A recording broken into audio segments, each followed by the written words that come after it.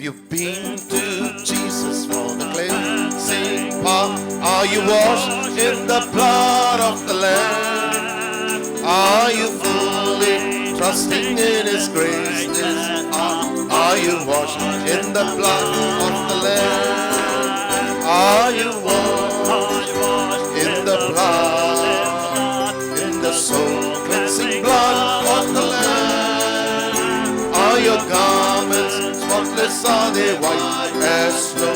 Are you washed in the blood of the Lamb? Are you washed in the blood, in the soul cleansing blood of the Lamb? Are your garments spotless? Are they white as snow? Are you washed in the blood of the Lamb? Are you walking daily by the Savior's side? Are you washed in the blood of the Lamb? Do you rest each moment in the crucified? Are you washed in the blood of the Lamb? Are you washed in the blood, in the soul cleansing blood of the Lamb? Are your garments spotless? Are they white as snow?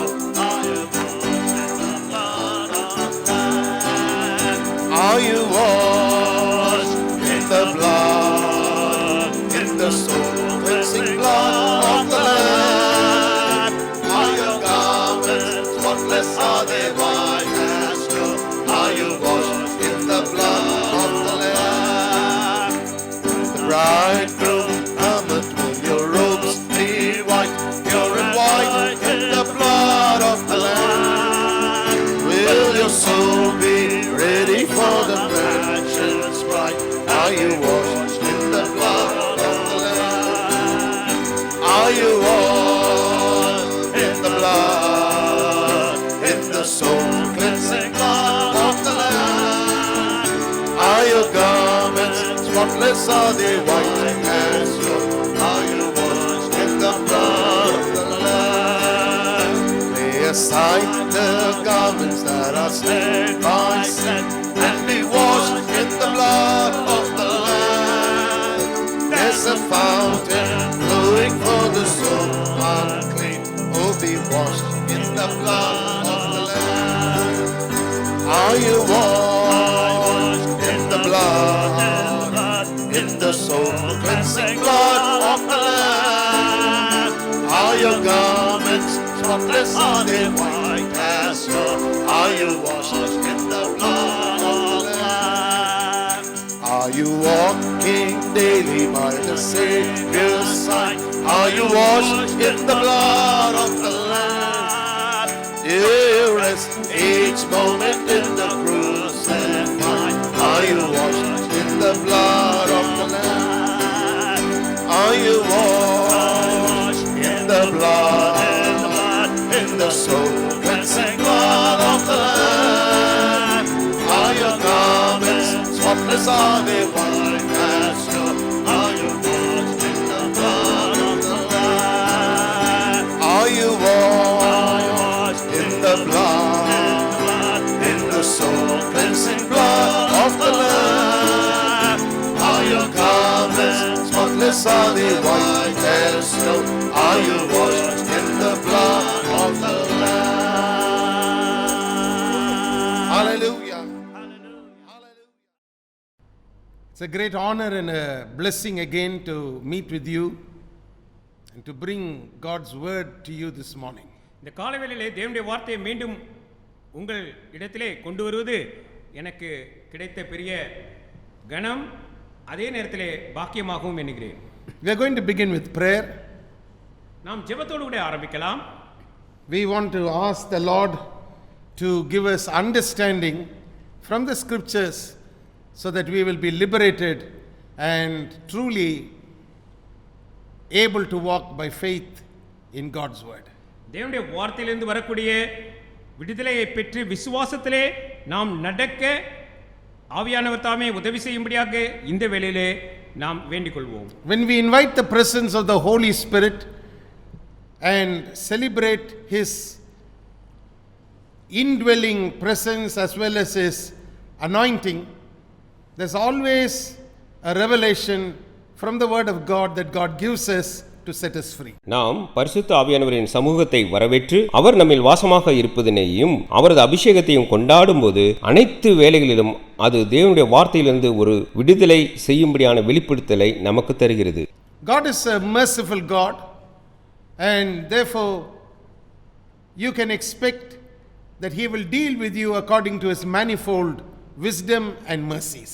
தேவன் இரக்கமுள்ள தேவன் ஆகையால் அவர் உங்களுடன் அவரது அளவில்லாத ஞானத்துடனும் இரக்கத்துடன் இடைபடுவார். Let's pray, please. நாம் ஜெபிப்போம். Father, in the mighty name of Jesus, we come before the throne of grace with confidence. பிதாவே, உம்முடைய குமாரனாகிய இயேசு கிறிஸ்துவின் விலையேறப்பட்ட நாமத்தினாலே நாங்கள் தைரியத்தோடு கூட உம்முடைய கிருபையின் சிங்காசனத்தண்டையிலே வருகிறோம். We know that there is access to the throne of grace through the blood of Jesus and through the name of Jesus. இயேசு கிறிஸ்துவின் திரு இரத்தத்தினாலும் இயேசு கிறிஸ்துவின் திரு நாமத்தினாலும் உம்முடைய கிருபையின் சிங்காசனத்தண்டையிலே வருவதற்கு நாங்கள் தகுதி பெற்றிருக்கிறோம் என்பதை அறிந்திருக்கிறோம். The access and the way is opened up to us through the blood of Jesus and the name of Jesus. இயேசு கிறிஸ்துவின் திரு இரத்தத்தினாலும் இயேசு கிறிஸ்துவின் திரு நாமத்தினாலும் உம்மிடத்திலே வரக்கூடிய வழியானது எங்களுக்கு திறந்து வைக்கப்பட்டிருக்கிறது என்பதை அறிவோம். Help us to see the glory of the one who is seated on the throne and who lives forever and ever. அவருடைய மகிமையின் சிங்காசனத்திலே வீற்றிருக்கிறவர், அவருடைய மகிமைக்கு முடிவே இல்லை. அவரை நாங்கள் கண்டுகொள்ளும்படிக்கு எங்களுக்கு உதவி செய்யும். Oh, we worship you. ஆண்டவரே, உம்மை ஆராதிக்கிறோம் அப்பா. We honor you. ஆண்டவரே, உம்மை மகிமைப்படுத்துகிறோம். We invite your presence right where we are, into homes or wherever the sound of my voice is being heard. ஆண்டவரே, வீடுகளிலோ அல்லது எங்களுடைய சத்தம் இந்த வேளையிலே துணித்துக் கொண்டிருக்கிற எந்த இடத்தில் இருந்தாலும் உம்முடைய பிரசன்னம் இந்த வேளையிலே எங்களை சுற்றி மூடி மறைத்துக் கொண்டு எங்கள் மத்தியிலே காணப்படட்டும் அப்பா. Talk to us and reveal your goodness to us. ஆண்டவரே, எங்களோடு பேசும், உம்முடைய நன்மையை எங்களுக்கு வெளிப்படுத்தி அருளும். And we vow the glory, honor and praise will be yours. எல்லா வேளைகளிலும் துதியும் கனவும் மகிமையும் உமக்கே, உமக்கு மாத்திரமே உரித்தாகுக. Everybody said amen எல்லோரும் சேர்ந்து சொல்வோம் ஆமென் and amen. Amen. Now this morning, as part of our teachings on how to recognize golden opportunities, this part 13, I'd like to share with you on something else about a golden opportunity. பொன்னான தருணங்கள் நம்முடைய வாழ்க்கையிலே கடந்து வரும்போது அதை கண்டுகொண்டு எப்படியாக புரிந்து கொள்வது என்பதை குறித்து பார்த்து வரும் இந்த வேளையிலே, இந்த பகுதி 13 பொன்னான தருணத்தினுக்குரிய மற்றொரு அம்சத்தை குறித்து நான் உங்களோடு கூட இடைபெட இருக்கிறேன். If you will remember, we have spoken about how you can live free from every memory of an stigma in your life. உங்களுடைய வாழ்க்கையிலே நற்பெயருக்கு ஏற்பட்ட கரையினாலே உண்டான ஞாபகத்திலிருந்து வெளிவந்து எப்படியாக விடுதலை பெற்று வாழ முடியும் என்பதை குறித்து நாம் பார்த்து வந்தோம். அதை நீங்கள் மீண்டும் நினைவிலே கொண்டு வரும்படியாக நான் விரும்புகிறேன். Remember, it is up to you to recognize an opportunity that God gives you. உங்களுக்கு தேவன் தாமே தரும் சந்தர்ப்பத்தை கண்டுகொள்வது என்பது நீங்கள் செய்ய வேண்டிய வேலை. God is ready to deal with you, but you must be ready to let him deal with you. தேவன் தாமே உங்களோடு கூட இடைபட ஆயத்தமாக இருக்கிறார். ஆனால் அவர் இடைபட நீங்கள் விட்டுக் கொடுப்பது என்பது உங்கள் மீது விழுந்த கடமை. That is what it means to recognize an opportunity. இதுதான் நான் சந்தர்ப்பம் என்று சொல்கிறேன், நீங்கள் கண்டுகொள்ள வேண்டிய சந்தர்ப்பம் என்று சொல்கிறேன். And especially when it is a God sent opportunity, it becomes a golden opportunity. ஒருவேளை அது தேவன் தாமே அனுப்பின சந்தர்ப்பமாக இருக்குமானால் அது நம்முடைய வாழ்வின் பொன்னான சந்தர்ப்பமாக இருக்கிறது. Now this morning I want to share with you about recognizing an opportunity to have access to an uncommon man of God. தேவனுடைய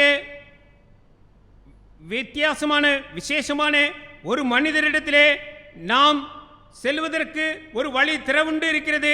அதை குறித்து இந்த நாளிலே நாம் பார்க்க இருக்கிறோம். I want to share with you about how you can first recognize an uncommon man of God and then recognize the opportunity that God is giving you to have access to such a person. வழக்கத்திற்கு மாறான இந்த மனிதரை நாம் எப்படி இனம் கண்டுகொள்வது என்பது நான் சொல்லும் முதல் விவரம். அதற்கு பின்பு அவரிடத்திலே நாம் சேர்வதற்கு எப்படியாக வழியை கண்டுபிடிப்பது என்பது மற்றொரு விவரம். Thirdly, you will have noticed when you read the four Gospels that very few people recognized that Jesus was the Son of God and the Son of Man sent by God to dwell and live in their midst. அவர்கள் மத்தியிலே வாழும்படியாக தேவனால் அனுப்பப்பட்ட தேவகுமாரன் மனுஷகுமாரன் என்பதை 4 சுவிசேஷ புத்தகங்களிலும் நாம் வாசிக்கும் போது அவரை அடையாளம் கண்டு கொண்டவர்கள் வெகு சிலரே என்பதை குறித்து நாம் பார்க்கிறோம். You must understand the missed opportunity of hundreds of men and women in Jesus' days who failed to recognize Jesus as an uncommon man of God. ஒரு வழக்கத்திற்கு மாறான தேவனுடைய மகன் குமாரன் மனுஷர் என்பதை இயேசுவோடு கூட வாழ்ந்த நாட்களில் காணப்பட்ட ஆயிரக்கணக்கான பேர் அந்த சந்தர்ப்பத்தை இழந்திருந்தார்கள் என்று நான் உங்களுக்கு சொல்கிறேன். But there were few who recognized that he was an uncommon man of God and who sought him out and made the best use of that opportunity. தேவனுடைய வழக்கத்திற்கு மாறான மனிதர் இவர் என்பதை இனம் கண்டு கொண்டு அவர்களுக்கு கிடைத்த அந்த சந்தர்ப்பத்தை பயன்படுத்திக் கொண்டவர்கள் ஒரு சிலர் மாத்திரமே என்று நான் உங்களுக்கு சொல்கிறேன். There are many examples I want to share with you, and I want to tell you this before I start sharing them, that we are not in a hurry really to go through a series of teachings. Our intention in listening to the word of God is to let the word of God transform us and bring about something good to happen in our lives. நம்முடைய வாழ்க்கையை மறுரூபமாக்கி ஒரு பெரிதான நன்மையை நம்முடைய வாழ்க்கையில கொண்டு வர வேண்டும். இங்கே நாங்கள் கொண்டு வரும் செய்திகள் என்பதுதான் குறிக்கோளே தவிர ஏதோ ஒரு தொடரை நடத்தி முடித்தோம் என்பதாக அதை வேகமாக நடத்த வேண்டும் என்பது எங்களுடைய எண்ணம் அல்ல. இதை நான் உங்களுக்கு சொல்லிவிட்டு நான் சொல்ல வந்த விவரத்திற்குரிய உதாரணங்களை மேற்கோளாக காட்ட இருக்கிறேன். I want to share with you many examples because every example is peculiar, but it will bring before you how people responded when they saw a man of God.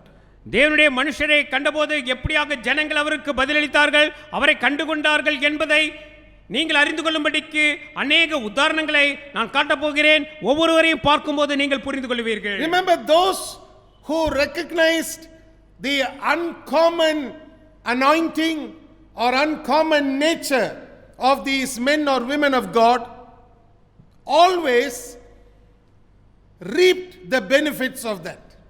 வழக்கத்திற்கு மாறான தேவனுடைய அபிஷேகத்தை பெற்ற மனுஷிகளை எந்த நாளிலே அவர்கள் இனம் கண்டு கொண்டார்களோ அவர்கள் அதன் மூலமாக ஆசீர்வாதங்களை அறுவடையாக பெற்றுக் கொண்டார்கள் என்பதையும் அறிந்து கொள்ளுங்கள். I want you to first write down, if you are taking down notes, that what constitutes or what makes up an uncommon man of God is a person who's filled with an unusual anointing to accomplish a particular work that God wants them to do. நீங்கள் குறிப்பு எழுதிக் கொள்பவராக இருந்தால் இதை முதலில் எழுதிக் கொள்ளுங்கள். எது வழக்கத்திற்கு மாறான தேவனுடைய மனுஷனை ஆக்குகிறது அல்லது உருவாக்குகிறது என்றால் அவர் விசேஷமான அபிஷேகத்தை பெற்று அவர்கள் தேவனுக்கென்று நிறைவேற்ற வேண்டும் என ஒரு குறிப்பிட்ட வேலையை பெற்றிருப்பார்கள். Remember, this is an uncommon, unusual anointing. இது வழக்கத்திற்கு மாறான விசேஷமான அபிஷேகம் என்பதை அறிந்து கொள்ளுங்கள். Just like we see there was an anointing on Jesus in Acts 10:38, the Bible tells us how Jesus was anointed. He was anointed by the Spirit of God to go about doing good and healing all who are oppressed of the devil, for God was with him. நசரேயனாகிய இயேசுவை தேவன் பரிசுத்த ஆவியினாலும் வல்லமையினாலும் அபிஷேகம் பண்ணினதை அப்போஸ்தலர் 10:38 பார்க்கிறோம். தேவன் அவருடனே கூட இருந்தபடியினாலே அவர் நன்மை செய்கிறவராயும் பிசாசின் வல்லமையில் அகப்பட்ட யாவரையும் குணமாக்குகிறவராயும் சுற்றித் திரிந்தார். Read Acts 10:38. நீங்கள் அப்போஸ்தலர் நடவடிக்கைகளின் புத்தகம் 10ஆம் அதிகாரம் 38ஆம் வசனத்தை எடுத்து வாசியுங்கள். Read how this unusual anointing was on Jesus for a particular work. ஒரு குறிப்பிட்ட வேலையை நிறைவேற்றும்படியாக இந்த விசேஷமான அபிஷேகம் எப்படியாக இயேசுவிடத்திலே காணப்பட்டது என்று சொல்லியதாக அங்கே எழுதியிருக்கிறதை நான் பார்க்கிறேன். This is exactly what Jesus was talking about in Luke's Gospel chapter 4 when he was quoting from the book of Isaiah. இதைத்தான் இயேசு லூக்கா அதிகாரம் 4 ஏசாயா புத்தகத்தில் எடுத்துக்காட்டி பேசினார். That's why it's important for you to understand that an unusual man of God is unusual because of the peculiar special grace that is on his life in manifestation. தேவனுடைய விசேஷமான மனிதர் என்பவர் தேவனுடைய விசேஷமான கிருபை அவருடைய வாழ்க்கையிலே வெளியரங்கமானவராக வெளிப்படுத்துகிறவராக காணப்பட்டவராக இருப்பார் என்று சொல்லி அறிந்து கொள்வோம். You will understand as I go through these teachings with you why I use the word grace to explain the anointing. நான் அபிஷேகத்தை குறித்து விளக்குவதற்கு கிருபை என்ற பதத்தை ஏன் எடுத்து பயன்படுத்துகிறேன் என்பதை இந்த படிப்பினையின் ஊடாக நாம் கடந்து செல்லும்போது நீங்கள் கற்றுக்கொள்வீர்கள்.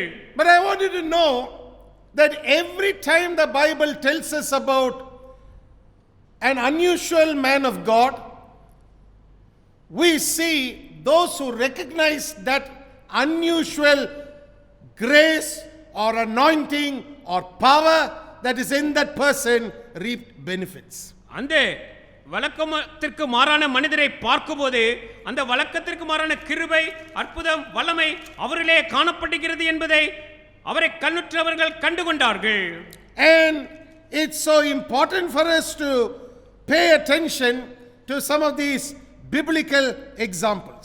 இந்த வேதாகம உதாரணங்களிலிருந்து நாம் சிலவற்றை கற்றுக்கொள்ள வேண்டியதாக இருக்கிறது. I want to give you the first example from the life of the Lord Jesus himself. ஆண்டவராகிய இயேசு கிறிஸ்துவின் வாழ்க்கையிலிருந்தே நான் உதாரணமாக எடுத்து காட்டட்டேன் உங்களுக்கு. In John's Gospel, we read of a man who comes to meet Jesus by night.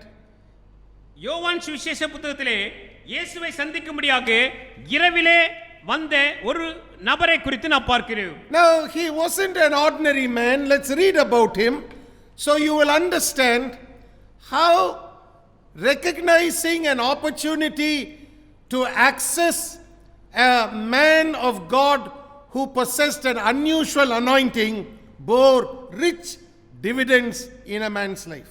அவர் சாதாரண ஒருவர் இல்லை என்பதை அறிந்து கொள்ள அவரை குறித்து உள்ளதை வாசிப்போம். தேவனுடைய அபிஷேகத்தை பெற்றிருந்த மனிதரிடம் ஒருவர் வரும்போது அவரது வாழ்வில் வளமான பலன்களை கொண்டு வரும் சந்தர்ப்பத்தை அடையாளம் கண்டுகொள்ளும் போது பெற்றுக்கொள்வார்கள் என்பதை நீங்கள் அறிந்து கொள்வீர்கள். The man is identified for us in John's Gospel chapter 3 as Nicodemus, who was a Pharisee.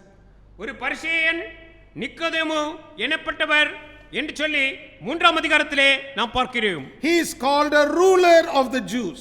அவர் யூதருக்குள்ளே அதிகாரி என்று சொல்லியதாக அழைக்கப்பட்டார்.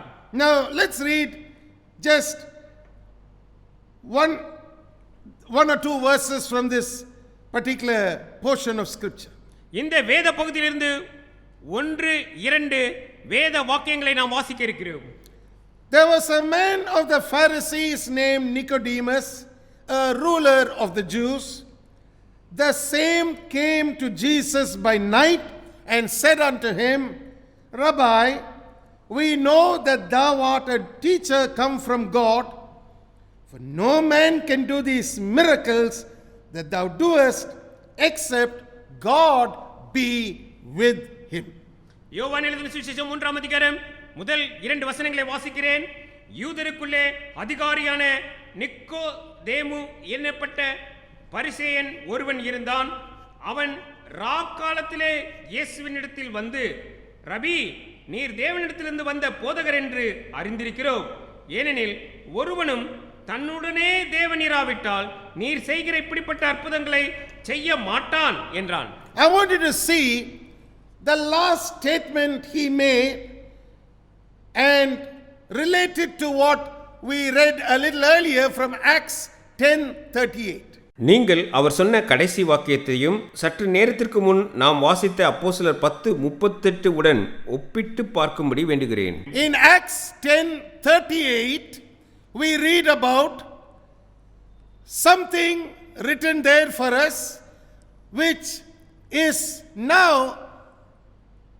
exactly relating to the words that Nicodemus is speaking to Jesus.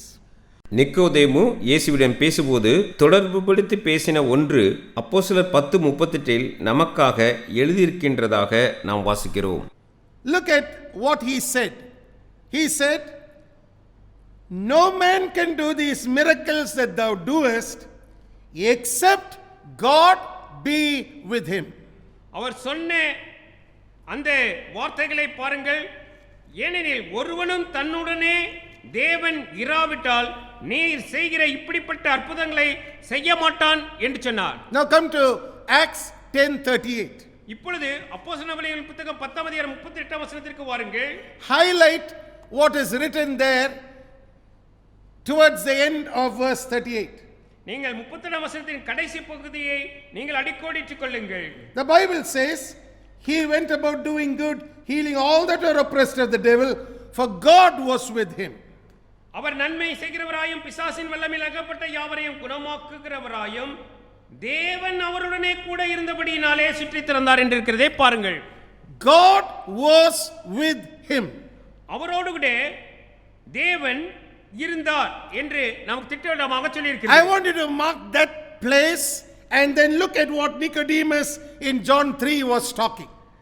38 வசனத்திலே தேவன் அவருடனே கூட இருந்தபடினாலே என்று இருக்கிறதே, அதை அடிக்கோடிட்டுக் கொள்ளுங்கள். அதையும் இங்கே நிக்கோதேமு சொன்ன தேவன் அவரோடு கூட இருந்தபடியால் என்று சொல்லியிருக்கிற வார்த்தையும் சேர்த்து பாருங்கள். Look at how Nicodemus identifies the peculiar man of God living in the midst of Israel as a person who had God with him. தேவன் அவரோடு கூட இருக்கிற ஒரு விசேஷமான மனிதர் இஸ்ரவேல் ஜனத்தாரோடு கூட இருக்கிறார் என்பதை அடையாளம் கண்டு கொண்டார் நிக்கோதேமு என்பதை நீங்கள் இதிலிருந்து புரிந்து கொள்ள வேண்டும். So here is Nicodemus, the Bible tells us, coming to Jesus by night because he believes that Jesus is a teacher sent or who came from God.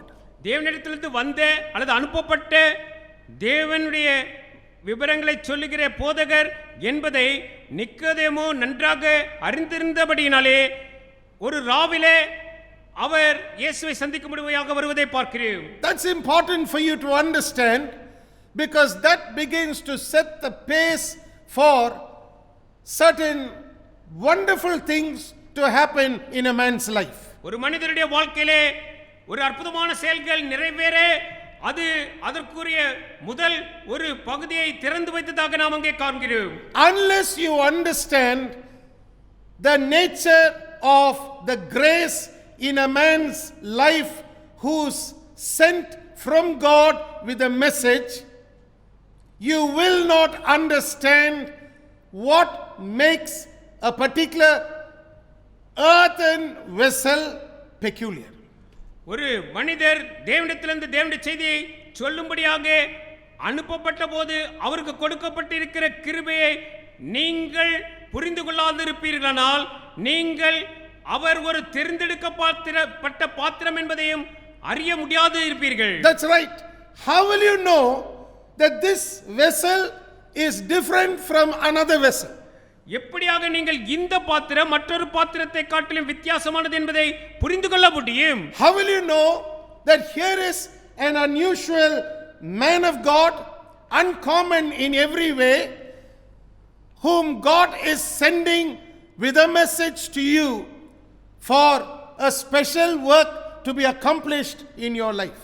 நீங்கள் இவர் தேவனாலே தேவனுடைய ஒரு விசேஷமான வேலையை நிறைவேற்றும்படியாக அனுப்பப்பட்டவர் என்பதாக அவரை பிரித்து கண்டுகொள்வதற்கு வேறுபடுத்தி பார்ப்பதற்கு எப்படிப்பட்டதாக எதனாலே கண்டுகொள்ள முடியும்? Remember, there is one word that is continuously overlooked when people teach on John chapter 3. One word is overlooked. யோவான் 3ஆம் அதிகாரத்திலே ஒரு வார்த்தையை ஜனங்கள் கண்டுகொள்ளாது இருக்கிறார்கள், அதை குறித்து பிரசங்கிக்கும் போது என்று சொல்லி நான் உங்களுக்கு சொல்லட்டும். And it's overlooked because people just read the Bible and they move to something else because they get excited with something else. மற்றொன்று அவர்களை கவர்ச்சிக்கிறபடினாலே இதை கண்டும் காணாமல் விட்டுவிட்டு அப்படியே சென்று விடுகிறார்கள் இந்த பகுதியை வாசிக்கும் போது. But I want to lay this before you to show you why you must never let an opportunity that God gives you to have access to an unusual man of God fall by the wayside. உங்களுக்கு அருகாமையிலே தேவனுடைய விசேஷமான வழக்கத்திற்குமான மனிதர் வரும்போது அவரை இனம் கண்டுகொள்ளக்கூடிய ஒரு சந்தர்ப்பம் வருமானால் அதை நீங்கள் கைவிட்டு விடக் கூடாது என்று நான் உங்களுக்கு சொல்கிறேன். That one word will definitely shake you this morning. நான் சொல்லும் இந்த ஒரு வார்த்தை நிச்சயமாக உங்களை கலங்கடிக்க பண்ணும். That one word will make you rethink a lot of things that have gone wrong maybe in your life because you did not recognize an uncommon man of God who was sent from God to communicate something to you. உங்களிடத்திலே சொல்லும்படியாக வழக்கத்திற்கு மாறான ஒரு மனிதரை தேவன் தாமே அனுப்பின போது அவரை இனம் கண்டு கொள்ளாமல் போனதற்கு காரணம் இந்த ஒரு வார்த்தையை நீங்கள் சரியான விதத்திலே புரிந்து கொள்ளாதது என்று சொல்லி நீங்கள் அறியும் போது உங்களுக்கு ஆச்சரியம் உண்டாகும். That one word is found in verse 2. அந்த ஒரு வார்த்தை நான் சொல்லும் வார்த்தை 2ஆம் வசனத்திலே இருக்கிறது. I want you to have a highlighter with you so you can highlight that one word and that will show you why the Bible recognizes Nicodemus. நிக்கோதேமுவை வேதாகமம் ஏன் அங்கீகரிக்கிறது என்று சொல்லி நாம் அறிய வேண்டுமானால் இந்த ஒரு வார்த்தை தான் என்பதை நீங்கள் அறிந்து கொள்ள வேண்டும். அதை அறிந்து கொண்டு நீங்கள் இந்த வார்த்தையை உங்களுடைய வேதாகமத்திலே அடிக்கோடிட்டுக் கொள்ளுங்கள். Why would God inspire the apostle John to write about this incident? இந்த சம்பவத்தை குறித்து எழுதும்படிக்கு யோவான் எழுதின அப்பொழுது ஏன் அவருக்கு அதிலே ஆவிலே உணர்த்தினார் என்பதை இதிலிருந்து நாம் கற்றுக்கொள்கிறோம். Why did God Almighty by his spirit inspire John to write about Nicodemus? தேவன் தம்முடைய சர்வ வல்லமையினாலே பரிசுத்த ஆவியானவரை நிக்கோதேமுவை குறித்து யோவான் எழுதும்படிக்கு ஏன் ஏவினார் என்பதையும் அறிந்து கொள்கிறோம். Now I want you to understand, Nicodemus is highlighted for us here not because he was a Pharisee, not because he was a ruler of the Jews. அவர் பரிசேயர் என்பதினாலோ அல்ல யூதருக்கு அதிகாரியாக இருந்ததினாலோ இங்கே நிக்கோதேமு நமக்காக சொல்லப்படவில்லை என்பதை நீங்கள் அறிந்து கொள்ள வேண்டும். Everything hinges around that one word. நான் சொல்லும் இந்த ஒரு வார்த்தையை சுற்றியே சகலமும் வந்திருக்கிறது என்று சொல்லி நீங்கள் அறிந்து கொள்ள வேண்டும். Let me read to you and show you that one word. நான் உங்களுக்காக வாசித்த அந்த ஒரு வார்த்தையை எடுத்து காட்டட்டும். In verse 2 the Bible says, the same came to Jesus by night and said unto him, Rabbi, we know that thou art a teacher come from God. இரண்டாம் வசனம், அவன் ராக்காலத்திலே இயேசுவினிடத்தில் வந்து, ரபி, நீர் தேவனிடத்திலிருந்து வந்த போதகர் என்று அறிந்திருக்கிறோம். Now when you read that word, you always skip it because you think the word is hinging on that one declaration of Nicodemus when he called Jesus Rabbi.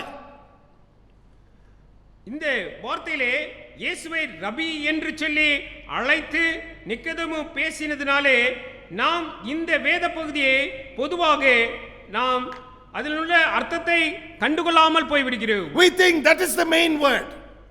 நாம் யோசிக்கும் போதெல்லாம் அந்த வார்த்தை தான் முக்கியமான வார்த்தை என்று சொல்லியதாக நினைத்துக் கொள்கிறோம். Now, it is certainly commendable that Nicodemus called Jesus Rabbi. இயேசுவே ரபி என்று சொல்லியதாக நிக்கதேமு அழைத்தது அவரை பாராட்ட தகுந்தது என்று சொல்லி நிச்சயமாக அறிந்திருக்கிறோம். But the word Rabbi is not the word really that talks about opportunity. இந்த ரபி என்ற வார்த்தை சந்தர்ப்பம் என்பதை குறித்து பேசுகிறதாக இல்லை என்று சொல்லியதாகவும் அறிந்து கொள்ள வேண்டும். The word that I am going to share with you is what makes opportunity special when you recognize it comes from God. தேவனிடத்திலிருந்து வரும் சந்தர்ப்பத்தை நீங்கள் சரியான விதத்திலே புரிந்து கொள்ளும் போது அந்த சந்தர்ப்பத்தை விசேஷமானதாக நான் உங்களுக்கு இப்பொழுது எடுத்து காட்ட போகும் அந்த வார்த்தை தான் மாற்றுகிறது என்று சொல்லி அறிந்து I கொள்ளுங்கள். know you are already excited to know what that word is. ஏற்கனவே நீங்கள் உற்சாகம் அடைந்திருக்கிறீர்கள் அந்த வார்த்தை தான் என்ன என்று சொல்லி அறிந்து கொள்ளும்படிக்கு. The word is a small little word that Nicodemus used when he said, "We know." நாங்கள் அறிந்திருக்கிறோம் என்று சொல்லி நிக்கோதேமு சொன்னாரே அந்த வார்த்தை தான். Circle the word "we." நாம் என்ற வார்த்தையை வட்டமிடவும். Circle the word "we" because he didn't use the word "I." He didn't say, "It's only I who know." He said, "We." That means there are other Pharisees, other people also who are in the know-how that you are a peculiar person. நான் அறிந்திருக்கிறேன் என்று அவர் சொல்லவில்லை, அறிந்திருக்கிறோம் என்று பன்மையிலே சொன்னபடினாலே அவர் ஒருவர் மாத்திரமல்ல அவரோடு கூட இருந்த மற்ற பரிசேயர்களும் கூட நீர் தேவனுடைய குமாரன் தேவனிடத்திலிருந்து வந்தவர் என்று அறிந்திருக்கிறோம் என்று அது அர்த்தப்படுத்துகிறதாக இருக்கிறது. But it was only Nicodemus who recognized that he could come to Jesus even if it was night time and make use of that time to learn from Jesus. அப்படியாக யாவரும் அறிந்திருந்தாலும் அங்கே நிக்கோதேமு தான் இந்த சந்தர்ப்பத்தை பயன்படுத்திக் கொள்ளும்படியாக ராஜாமனத்திலே அவரை சந்திக்கும்படியாக அங்கே வந்தார் என்று சொல்லியதாக அறிந்து கொள்கிறேன். Listen carefully. Get this into your spirit. There were many other Pharisees who also knew that Jesus was a different person, an unusual man of God. தேவனுடைய மனுஷர் விசேஷமானவர், அவர் வழக்கத்திற்கு மாறானவர் என்று சொல்லி அநேக பரிசேயர்களும் அந்த நாட்களிலே அறிந்திருந்தார்கள் என்று சொல்லியதாக நாம் அறிந்திருக்க வேண்டும். How do we know this? Because Nicodemus was telling Jesus, "Listen, I'm not the only one. There are others also in my batch who know you're unusual." இதை நாம் எப்படி அறிந்து கொள்கிறோம்? நான் வந்திருக்கிறது என்னவோ ஒருவன், ஆனால் எங்களுடைய கூட்டத்திலே இருக்கக்கூடிய அநேகர் நீர் தேவனிடத்திலிருந்து வந்த விசேஷமானவர் என்பதை அறிந்திருக்கிறார்கள் என்று சொல்லி அவர் அறிக்கையிட்டதிலிருந்து அறிந்து கொள்கிறோம். But from this portion of scripture we see that none of the others made use of an opportunity to access Jesus except Nicodemus. இந்த வார்த்தையிலிருந்து நாம் கற்றுக்கொள்வது அவர்கள் எல்லோருக்கும் சந்தர்ப்பம் கிடைத்திருந்தாலும் கூட இங்கே சந்தர்ப்பத்தை பயன்படுத்திக் கொண்ட நிக்கோதேமுவை தவிர மற்றவர்கள் ஒருவரும் பயன்படுத்திக் கொள்ளவில்லை என்றதாக அறிகிறோம். Now some people will make fun of Nicodemus and say he came by night to meet Jesus. சிலர் இயேசுவை சந்திக்கும்படியாக அவர் ராஜாமத்திலே வந்தார் என்று சொல்லியதாக சொல்லப்பட்டிருப்பதை சொல்லும்போது அதை கேலியாக பேசுவார்கள். They will make use of this particular statement that he came to Jesus by night and make light of the fact that here is a man, he was frightened, so he came in the night. சிலர் இப்படியாகவும் அதை எடுத்துக்கொண்டு இப்படியாகவும் விளக்கம் கொடுத்து பேசுவார்கள். அவர் பயந்திருந்தபடினாலே ராவிலே அவர் இயேசுவை சந்திக்கும்படியாக வந்தார் என்பதாக அவர்களுக்குரிய விளக்கத்தை கொடுப்பார்கள். But remember, it is not about the fact that he came by night to meet Jesus that is important to us. நமக்கு அவர் ராவிலே சந்திக்க வந்தார் என்ற செய்தி முக்கியமானது இல்லை என்று அறிந்து கொள்ளுங்கள். It is the fact that he made use of the time he had to somehow get to Jesus. எப்படியாவது நான் இயேசுவை சந்தித்தாக வேண்டும், எனக்கு கிடைத்திருக்கிற இந்த காலத்தை எப்படியாக பயன்படுத்திக் கொள்ள வேண்டும் என்று சொல்லியதாக அவர் அறிந்திருந்தார் என்று சொல்லியே நாம் அறிந்து கொள்ள வேண்டும். And when he came to Jesus, he was ready to be taught by Jesus one of the greatest truths of all, which had to do with entry into the family of God. தேவனுடைய குடும்பத்திற்குள்ளே மிக பெரிதான சத்தியங்கள் நுழையும்படியாக இயேசுவினால் கற்பிக்கப்படும்படிக்கு அவர் இயேசுவிடத்திலே வந்தார் என்று சொல்லி அறிந்து கொள்கிறோம். I want you to mark that down as it is found in verse 5. 5ஆம் வசனத்திலே நமக்கு எழுதி கொடுக்கப்பட்டிருக்கிறதை நீங்கள் அடிக்கோடிட்டுக் கொள்ள வேண்டும் என்று சொல்லியதாக நான் விரும்புகிறேன். Entry into the kingdom of God, according to Jesus, was only through one particular way. And here is a Pharisee, a ruler of the Jews, willing to learn from this uncommon man of God. இந்த தேவனுடைய மனுஷனிடத்திலிருந்து தேவனுடைய ராஜ்யத்திற்குள்ளே பிரவேசிப்பதற்கு ஒரே ஒரு வழிதான் இருக்கிற என்ற ஒரு பெரிதான சத்தியத்தை அவர் கேட்டு அறிந்து கொள்ளும்படியாக அந்த சந்தர்ப்பம் கிடைத்தது. Later we will read in the same John's Gospel chapter 19, 19 and verse 39 of the same Nicodemus who's now coming to do something on the dead body of Jesus. நாம் இதே நிக்கோதேமு பின்னர் யோவான் நற்செய்தி நூல் 19ஆம் அதிகாரம் 39ஆம் வசனத்தில் இயேசுவின் மரித்த உடலுக்கு ஏதோ ஒன்று செய்ய வருவதாக வாசிக்கிறோம். The same Nicodemus is now not a unbelieving one, but he is seen as a person whose life was completely transformed and changed by Jesus. இயேசுவினாலே வாழ்விலே மறுரூபமாக்கப்பட்டு மாற்றப்பட்ட ஒரு வாழ்க்கையை பெற்ற நிக்கோதேமுவாக இந்த 19ஆம் அதிகாரத்திலே நாம் பார்க்கும்போது அவர் அவிசுவாசியாக அல்ல மாற்றம் பெற்றவராக வருவதை நாம் பார்க்கிறோம். Some of the greatest tragedies of all is when people never recognize an uncommon man of God. தேவனுடைய வழக்கத்திற்கு மாறான மனிதர் தன்னுடைய வாழ்க்கையிலே வந்திருக்கிறார் என்பதை அறியாத இனம் கண்டுகொள்ளாது போகும்போதே ஜனங்களுக்கு அந்த சந்தர்ப்பத்தை கண்டுகொள்ளாமல் போவது சோகமான விஷயம். And what happens is they spend hours together with a man or a woman of God and never ask them one question that concerns the will of God and the way God worked in their lives. அவருடைய வாழ்க்கையிலே தேவனுடைய சித்தம் என்ன, அவர் எப்படியாக செயல்படுகிறார், அதனுடைய வழி என்ன என்பதை அந்த தேவ மனுஷி வழக்கத்திற்கு மாறானவர்களோடு கூட அவர்கள் பழக சந்தர்ப்பம் கிடைத்தாலும் அந்த கேள்வி அவர்கள் கேட்காது விட்டு விடுகிறார்கள். That means they will sit with a man of God.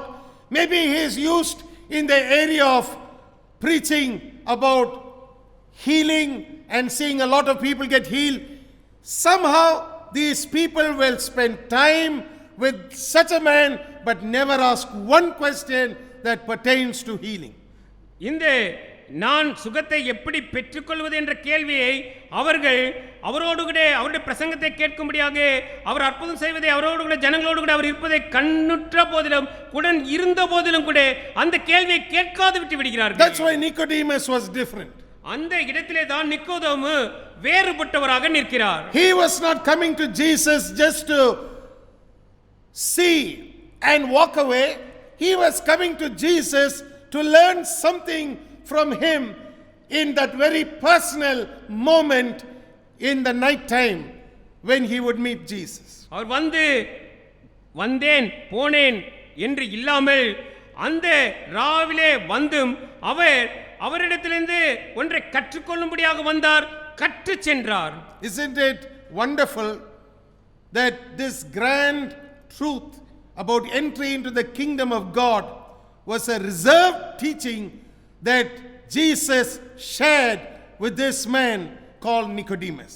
இந்த மிகவும் பெரிதான அறிய முடியாத ஒரு பெரிய ரகசியத்தை தேவனுடைய ராஜ்யத்திற்கு பிரவேசிக்கக்கூடிய வழியை அந்த சத்தியத்தை நிக்கோதேமு என்ற மனிதனுக்காக தேவன் அங்கே இயேசுவின் மூலமாக நிறுத்தி வைத்திருந்தார் என்று சொல்லிதாக அறிந்து I கொள்கிறேன். don't know whether you are realizing what I'm about to tell you, but I want to share something with you. நான் சொல்லுவது உங்களுக்கு எவ்வளவு தூரம் புரிகிறது என்று எனக்கு தெரியவில்லை, ஆனால் இதிலிருந்து நீங்கள் கற்றுக்கொள்ள வேண்டும் என்று சொல்லிதாக நான் விரும்புகிறேன். If you look all over the world, there is one verse from the Bible that they say has been translated in almost all the known spoken languages of the world. வேதாகமத்திலிருந்து ஒரு வசனம் இன்றைக்கு பேசப்படுகிறதாக சொல்லப்படுகிற உலகத்தில் உள்ள அனைத்து பாஷைகளிலும் மொழிகளிலும் மொழிபெயர்க்கப்பட்டு இருக்கிறது என்று சொல்கிறார்களே, அந்த வசனம், It is the most widely translated verse. இந்த ஒரு வசனம் மட்டும் அநேக மொழிகளிலே மொழிபெயர்க்கப்பட்டதாக இருக்கிறது. That is the verse that you find in John chapter 3 and verse 16. யோவான் 3:16 வசனம் தான் நான் சொல்லுகிறேன் இந்த வசனம். We all know it by heart. இந்த வசனத்தை நாம் யாவரும் மனனமாக நன்றாக அறிந்திருக்கிறோம். The Bible tells us, for God so loved the world that he gave his only begotten son, that whosoever believeth on him should not perish but have everlasting life. வேதாகமம் இப்படியாக சொல்கிறது, தேவன் தம்முடைய ஒரே பேரான குமாரனை விசுவாசிக்கிறவன் எவனோ அவன் கெட்டு போகாமல் நித்திய ஜீவனை அடையும்படிக்கு அவரை தந்தருளி இவ்வளவாய் உலகத்தில் அன்பு கூர்ந்தார் என்று. What we seldom realize is this verse was spoken to a man who recognized a golden opportunity to have access to Jesus even though it was night time. அது ரா வேளையாக இருந்தாலும் அங்கே தனக்கு இந்த சந்தர்ப்பம் கிடைத்திருக்கிறது என்று சொல்லியதாக அதை கண்டுபிடித்து அதை பயன்படுத்தி கொண்டு ஒரு நபரிடத்திலே இந்த வசனம் பேசப்பட்டது என்றதை நாம் இதுவரைக்கும் புரியாதவர்களாக கண்டுகொள்ளாதவர்களாக இருக்கிறோம். So here is Jesus talking one of the most amazing truths to Nicodemus, because Nicodemus saw an opportunity and didn't let it pass him by. தன்னை கடந்து போன சந்தர்ப்பத்தை விட்டுவிடாது அந்த சந்தர்ப்பத்தை பயன்படுத்தி கொண்ட நிக்கோதேமுவிடத்திலே இந்த ஆச்சரியமான சத்தியத்தை இயேசு அதை குறித்து பேசுவதை நான் பார்க்கிறேன். Remember, John 3:16 was not spoken to the apostle Peter in private. ஒருவேளை அப்படியாக இல்லை, பேதுருவினிடத்திலே தனிப்பட்ட இடத்திலே இந்த வசனத்தை இயேசு பேசினார் என்று இல்லை. This was reserved for Nicodemus to hear when he would access the presence of Jesus. இயேசுவினுடைய பிரசன்னம் கிடைத்தவுடனே அந்த பிரசன்னத்திற்குள்ளே கடந்து வந்த நிக்கோதேமுக்காகவே இது மிகவும் அதற்காக ஒதுக்கி வைக்கப்பட்ட சத்தியமாக இருந்தது. That's why it's important for you to recognize a man of God, recognize the unusual grace or the anointing on his life, and receive from that some of the greatest revelations of God's wisdom and will that will operate in your life. உங்களுடைய வாழ்க்கையிலே தேவனுடைய சித்தம், தேவனுடைய செயல்பாடு செயல்படுவதற்கு நீங்கள் விளக்கத்திற்கு மாறானவர்களிடத்திலே காணப்படுகிற கிருபையையும் அபிஷேகத்தையும் நீங்கள் கண்டுகொண்டு அதை பயன்படுத்திக் கொள்ளும் போது உங்களுக்கு கிடைக்கும். I have had people access the anointing that's on my life and receive the blessing that comes from it, that is amazing when you see it in operation. நீங்கள் என்னிடத்திலே காணப்படுகிற அந்த அபிஷேகத்தினுடைய கிருபையை கண்டுகொண்டு அநேகர் அதனாலே அநேக பிரயோஜனமானவைகளை பெற்றுக்கொள்வதை காணும்போது எனக்கு மிகுந்த ஆச்சரியத்தை தரக்கூடியதாக இருக்கு. It surprises me that God would do amazing things in people's lives who access and come into the presence of a servant of God with an unusual anointing. ஒரு வழக்கத்திற்கு மாறான அபிஷேகத்தை பெற்றிருக்கிற தேவனுடைய ஊழியக்காரனாகி என்னிடத்திலே வந்து அவர்கள் அதன் மூலமாக பெற்றுக்கொள்ளக்கூடிய ஆசீர்வாதத்தை நான் காணும்போது எனக்கு மிகுந்த ஆச்சரியத்தை தரக்கூடியதாக இருக்கிறது. That's why I believe Nicodemus's life is a very, very good example for us to begin with in this series of teachings on how a person can make use of an opportunity to access an unusual or an uncommon man of God. தேவனுடைய வழக்கத்திற்கு மாறான விசேஷமான தேவனுடைய மனுஷரை கண்டுகொண்டு அதனாலே நாம் பெற்றுக்கொள்ள ஆசீர்வாதத்தை குறித்து நாம் பார்த்து வருகிற முதல் உதாரணமாக நாம் நிக்கோதேமை கண்டுகொண்டு அந்த வாழ்க்கையை நாம் பார்க்கிறோம். What a blessing it is to know that some of the greatest and grandest of all truths was spoken to this man called Nicodemus, and it happened during the night.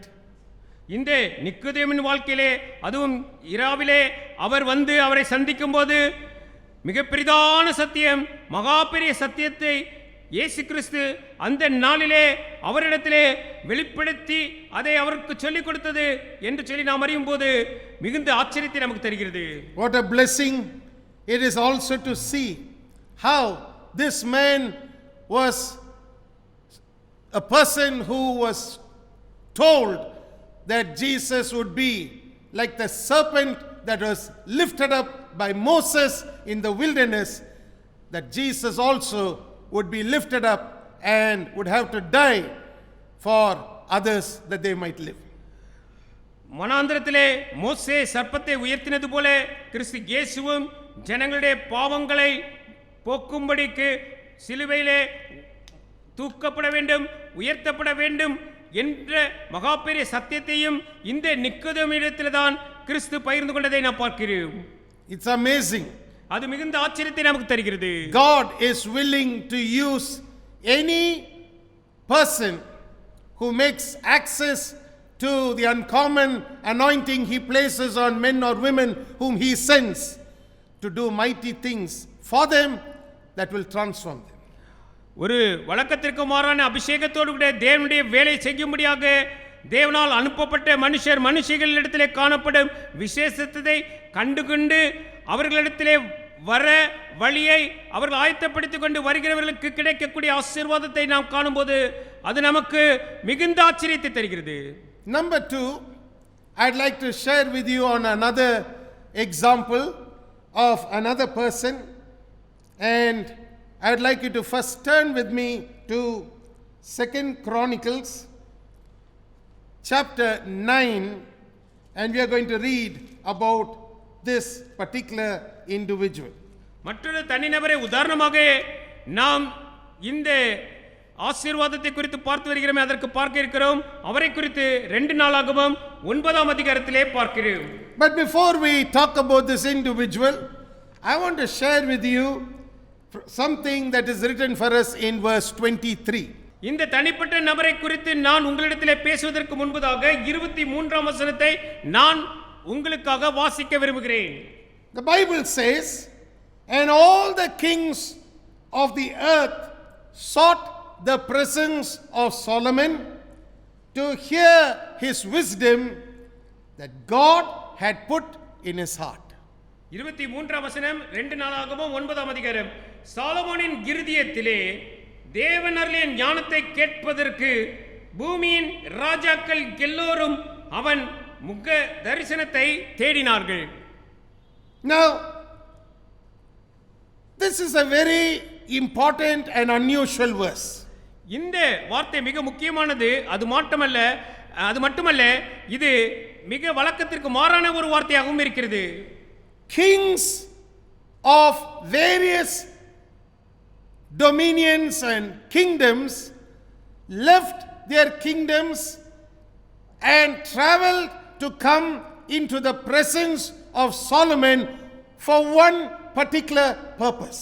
ஒரு குறிப்பிட்ட நோக்கத்தோடு கூட சாலமோனின் முகதரிசனத்தை பெறும்படிக்கு மற்ற ராஜ்யங்களில் இருந்த ராஜாக்கள் தங்கள் வேலைகளை விட்டுவிட்டு அவர்கள் வந்தார்கள் என்று சொல்லி பார்க்கிறோம். The Bible says they came specially to hear his wisdom.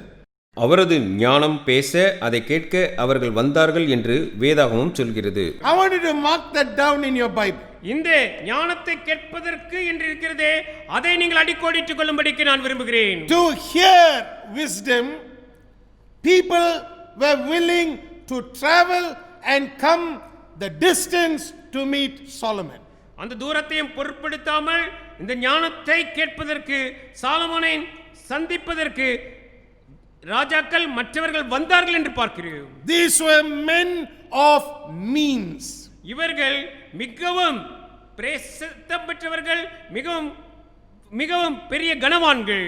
They were not ordinary men, they were men of wealth, they were men of stature, they ruled over people, but still they wanted to travel to hear the wisdom that Solomon had, which came from God. அவர்கள் சாதாரணவான்கள் அல்ல, அவர்கள் செல்வந்தர்கள், அவர்கள் அதிகாரம் படைத்தவர்கள், அநேகரை அவர்கள் தங்களுக்கு கீழே பெற்றிருந்தவர்களாக இருந்தாலும் கூட தேவன் அருளிய ஞானத்தை சாலமோனிடத்திலிருந்து கேட்க பெறும்படிக்கு தூரம் கடந்து வந்தார்கள். How willing are you today to humble yourself to listen to the wisdom of God? தேவனுடைய ஞானத்தை கேட்கும்படிக்கு நீங்கள் எவ்வளவு தூரம் நீங்கள் தாழ்மை உள்ளவர்களாக அல்ல தாழ்மையை பெற்றவர்களாக இருக்கிறீர்கள்? Remember, for a king to leave his kingdom and to travel to listen to another king takes humility of heart.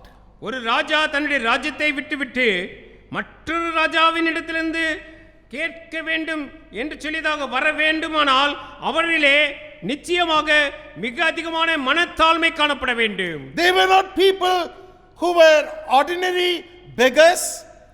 They were not people who were every day looking for someone to provide for them. They were men of means. They were rich people, ultra rich. They were providers. Still, they were willing to access the presence of Solomon. அவர்கள் பிச்சைக்காரர்கள் அல்ல, மற்றவர்கள் அவர்களுடைய தேவைகளை சந்திக்க வேண்டிய நிலையில் அல்ல, அவர்கள் ஐசியவான்கள், மற்றவர்களுக்கும் தாராளமாய் கொடுக்கக்கூடிய இடத்தில் இருந்தவர்கள். ஆனால் அப்படிப்பட்டவர்களும் இந்த ஞானத்தை தேடி வந்தார்கள் என்று சொல்லி நான் பார்க்கிறேன். They were able to come because not only were they hungry to listen to the wisdom of God, but they were also humble people who were willing to listen to the wisdom of God. Hunger and humility. அவர்கள் ஞானத்தை கேட்கும்படிக்கு பசிதாகமுள்ளவர்களாக இருந்தது மட்டுமல்ல, அவர்கள் அதற்கு வேண்டிய மனத்தாழ்மையும் பெற்றவர்கள் ஆக இருந்தார்கள். How willing are you, my friend, to access the presence of an uncommon man of God? தேவனுடைய மனுஷர், அவர் வழக்கத்திற்கு மாறானவர், அவருடைய பிரசனத்திலே நீங்கள் இருப்பதற்கு எவ்வளவு ஆர்வம் உள்ளவர்களாக எனக்கு அருமையானவர்களே நீங்கள் இருக்கிறீர்கள். I want you to understand that these kings recognized Solomon is uncommon. He is not a king just like any one of us. He is different. He is filled with the wisdom of God. Solomon ஒரு சாதாரணவன் அல்ல, நம்மை போல அல்ல, வழக்கத்திற்கு மாறானவர், தேவன் அருளின ஞானம் பெற்றவர் என்பதை இவர்கள் நன்றாக அறிந்திருந்தார்கள் என்று சொல்லி இதிலிருந்து நாம் கற்றுக்கொள்கிறோம். Now there are many people who will dispute the life of Solomon for many reasons. சிலர் சாலமோனுடைய சில வாழ்க்கையை அவர்கள் அதை குறித்து பிரச்சனையாக எடுத்து பேசுகிறவர்களும் உண்டு. They will always have a problem because Solomon did this or Solomon did that, and they will always use something from the life of Solomon to refuse to acknowledge God's wisdom in the man. அந்த மனிதரிடத்திலே காணப்பட்ட தேவனர்களின் ஞானத்தை நிராகரிப்பதற்காக அவருடைய வாழ்க்கையில் நடந்த சம்பவங்கள் இது அது என்று சொல்லிதாக பேசி அவரை குறைத்து பேசுகிறவர்களும் விமர்சிக்கிறவர்களும் உண்டு. But I want you to understand that Solomon's life, as far as God was concerned, was not specially different because he was born different, but his life stands out because of the wisdom of God. தேவனை பொறுத்தவரை சாலமோனின் வாழ்க்கை வேறுபட்டு இருந்தது. அவர் வேறுவிட்ட விதத்தில் பிறந்தார் என்பதால் அல்ல, அவர் வேறுபட்டு இருந்ததே அவர் பெற்றிருந்த தேவனின் ஞானம். இதை நீங்கள் புரிந்து கொள்ள வேண்டும் என நான் விரும்புகிறேன்.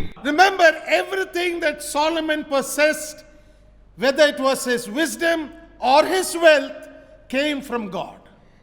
சாலமோன் பெற்றிருந்த பெரிதான செல்வ வளம் அல்லது அவருடைய ஞானம் யாவும் தேவனிடத்திலிருந்து வந்தவை என்று சொல்லி பார்க்கிறோம். Now, we all know that there were things that were not right in Solomon's life towards the end of his life. But I want you to know that happened not because of the wisdom of God, that happened not because of the wealth of God, but that happened because of certain women whom he let enter into his life.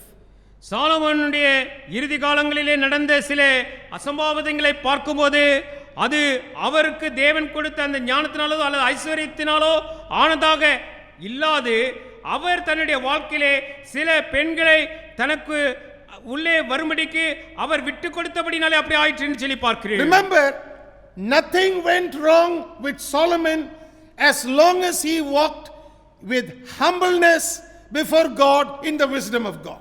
தேவனுடைய ஞானத்தினாலே தாழ்மையாக தேவனுக்கு முன்பாக எவ்வளவு காலம் Solomon நடந்து கொண்டாரோ அத்தனை காலமும் எதுவும் தவறி போகவில்லை என்பதை நீங்கள் அறிந்து கொள்ள வேண்டும். Remember, the other kings of other nations were not coming to see the harem of Solomon or the many wives of Solomon.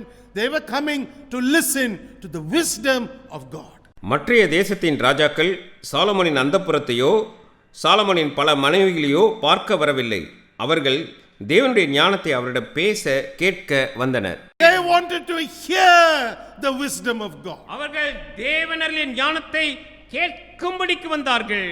And that's the reason why we have the Bible mentioning to us about one such person of great stature.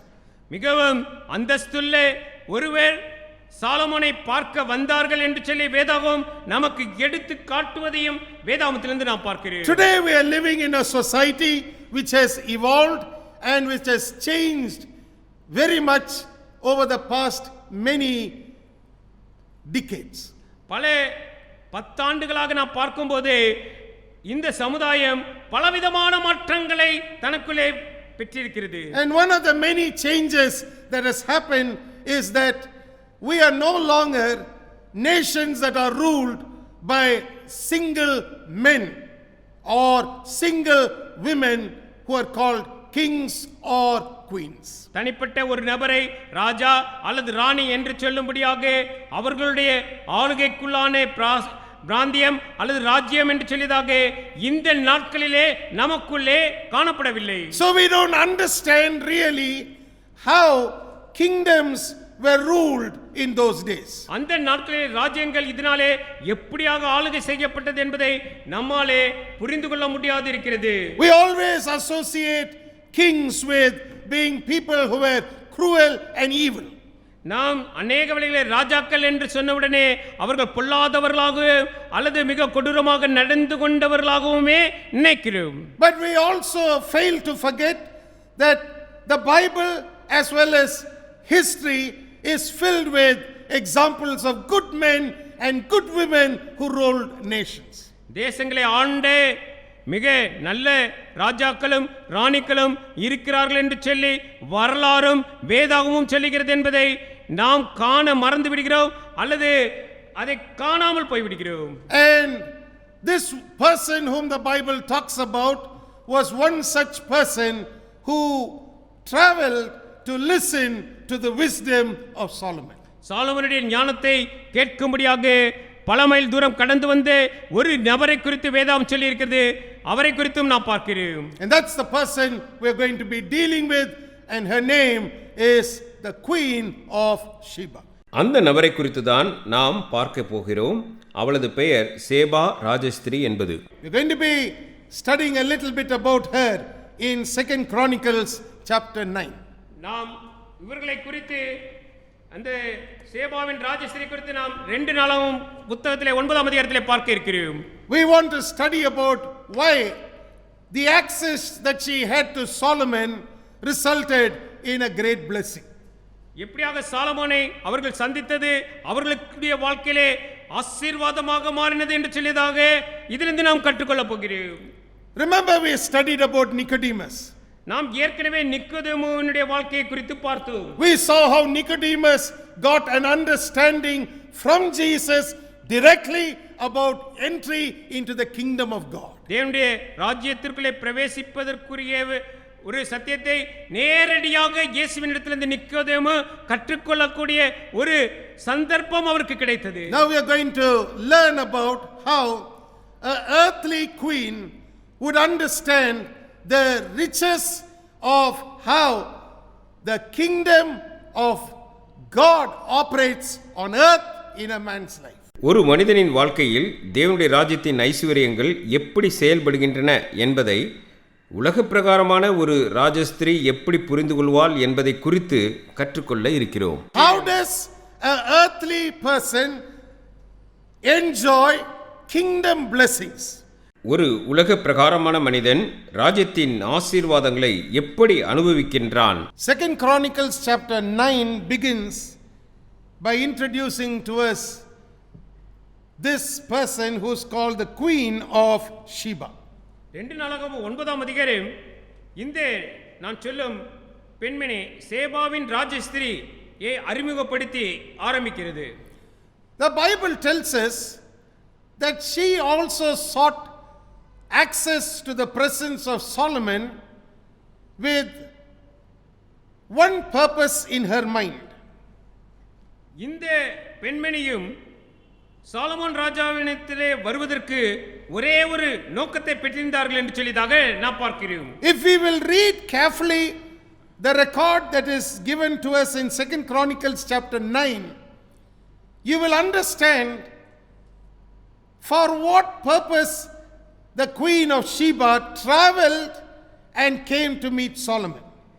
இந்த சேபாவின் ராஜஸ்திரி பல mile தூரம் கடந்து சாலமோனை பார்க்கும்படியாக வந்தது என்ன காரணத்திற்கு என்பது நாம் இந்த 9ஆம் அதிகாரத்தினுடைய வசனங்களை வாசிக்கும் போது நாம் அறிந்து கொள்ளலாம். When you read chapter 9 in 2 Chronicles, especially in verse 1, the Bible says she came to prove Solomon with hard questions. 2 நாளாகமம் 9ஆம் அதிகாரம் வசனம் 1 வாசிக்கும் போது வேதாகமம் அவள் விடுகதைகளினால் சாலமோனை சோதிக்க வந்தாள் என்று சொல்லுகிறது. Can you imagine a woman of fame, a woman of wealth, a woman who was a ruler over men and women, leaving her kingdom, traveling many miles just to meet Solomon to ask him questions? கேள்விகளை சாலமோனிடத்தில் கேட்க வேண்டும் என்ற ஒரே காரணத்திற்காக மிகவும் பிரபலமான மிகவும் செல்வந்தரான அநேக ராஜ்யபாரத்திலே அநேக பேரை பெற்றிருந்த ஒருவர் புறப்பட்டு வந்தது என்பதை குறித்து அறியும் போது நமக்கு மிக ஆச்சரியமாக இருக்கிறது. Hard questions means here was a woman who didn't get answers to them in her kingdom, even though she had many wise men in her own kingdom who could answer her.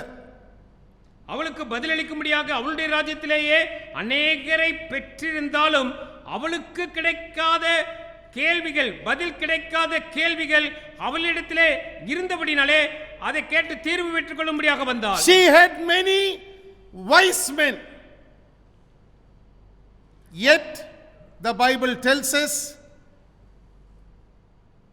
she had no answers, and therefore they were hard questions that she thought, let me go and ask Solomon, and let this man, if he's really filled with the wisdom of God, give me an answer.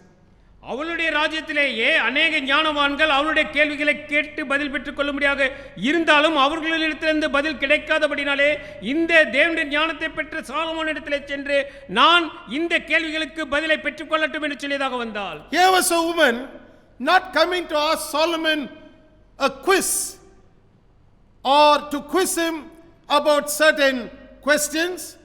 Here was a woman who was desperate for answers to questions that were in her heart.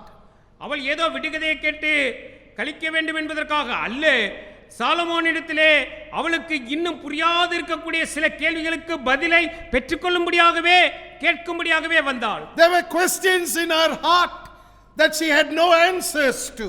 அவளுடைய இருதயத்திற்குள்ளே இன்னும் பதில் கிடைக்கவில்லை என்பதாக அநேக கேள்விகள் இருந்து அதை கேட்டு பதில் பெற்றுக் கொள்ளும்படியாக வந்தார். That's why verse 1 ends by telling us she communed with Solomon all that was in her heart.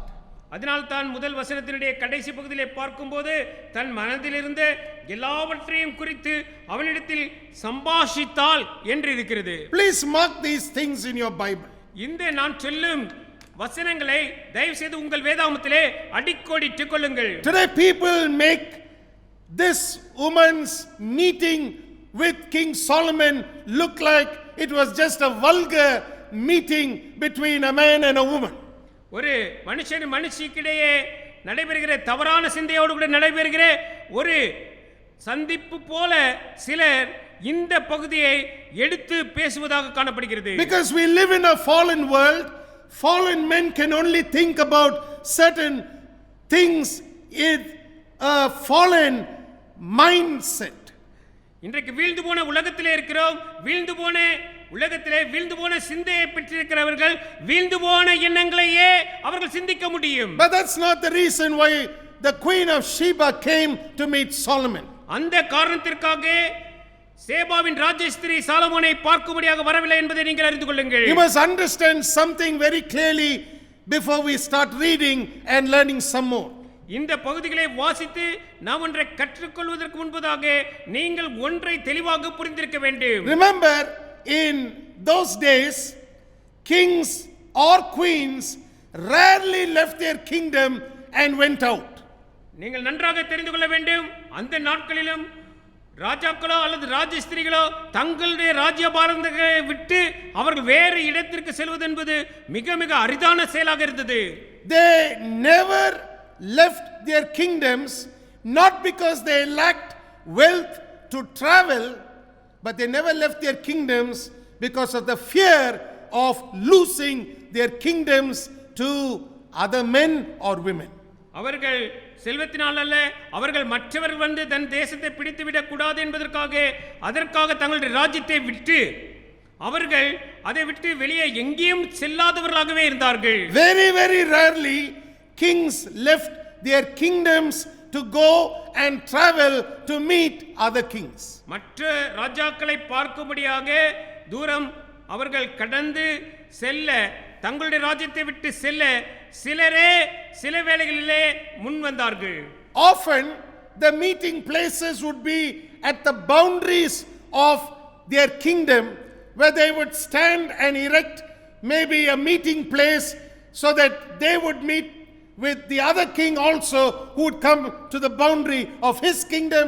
They would be in the boundary of their kingdom and they would meet on the boundaries, but never really leaving the boundaries of their kingdom. அப்படியாக சந்திப்பதாக இருந்தாலும் இந்த தேசத்தாருடைய அந்த எல்லை வரைக்கும் இவர்கள் வருவார்கள். அந்த தேசத்தார் அவர்களுடைய தேசத்தின் எல்லையின் வருகை வந்தபோது அப்படிப்பட்ட இடத்திலே, அந்த குறிக்கப்பட்ட இடத்திலே தான் அவர்களுடைய சந்திப்பு இருக்குமே அல்லாமல் வேறு விதத்திலே நிகழ்வதில்லை. But in Solomon's days, it looked like every kingly protocol was rewritten. ஆனால் சாலமோனுடைய நாட்களிலே நாம் பார்க்கும்போது இந்த ராஜரீக பிரகாரமாக எழுதி வைக்கப்பட்ட அநேக விதிகள் எல்லாம் மாற்றப்பட்டதாக நாம் பார்க்கிறோம். Kings decided to hear the wisdom of God. It is worth leaving the boundary of my kingdom and traveling to sit in the presence of this uncommon young man who's the ruler of Israel called King Solomon.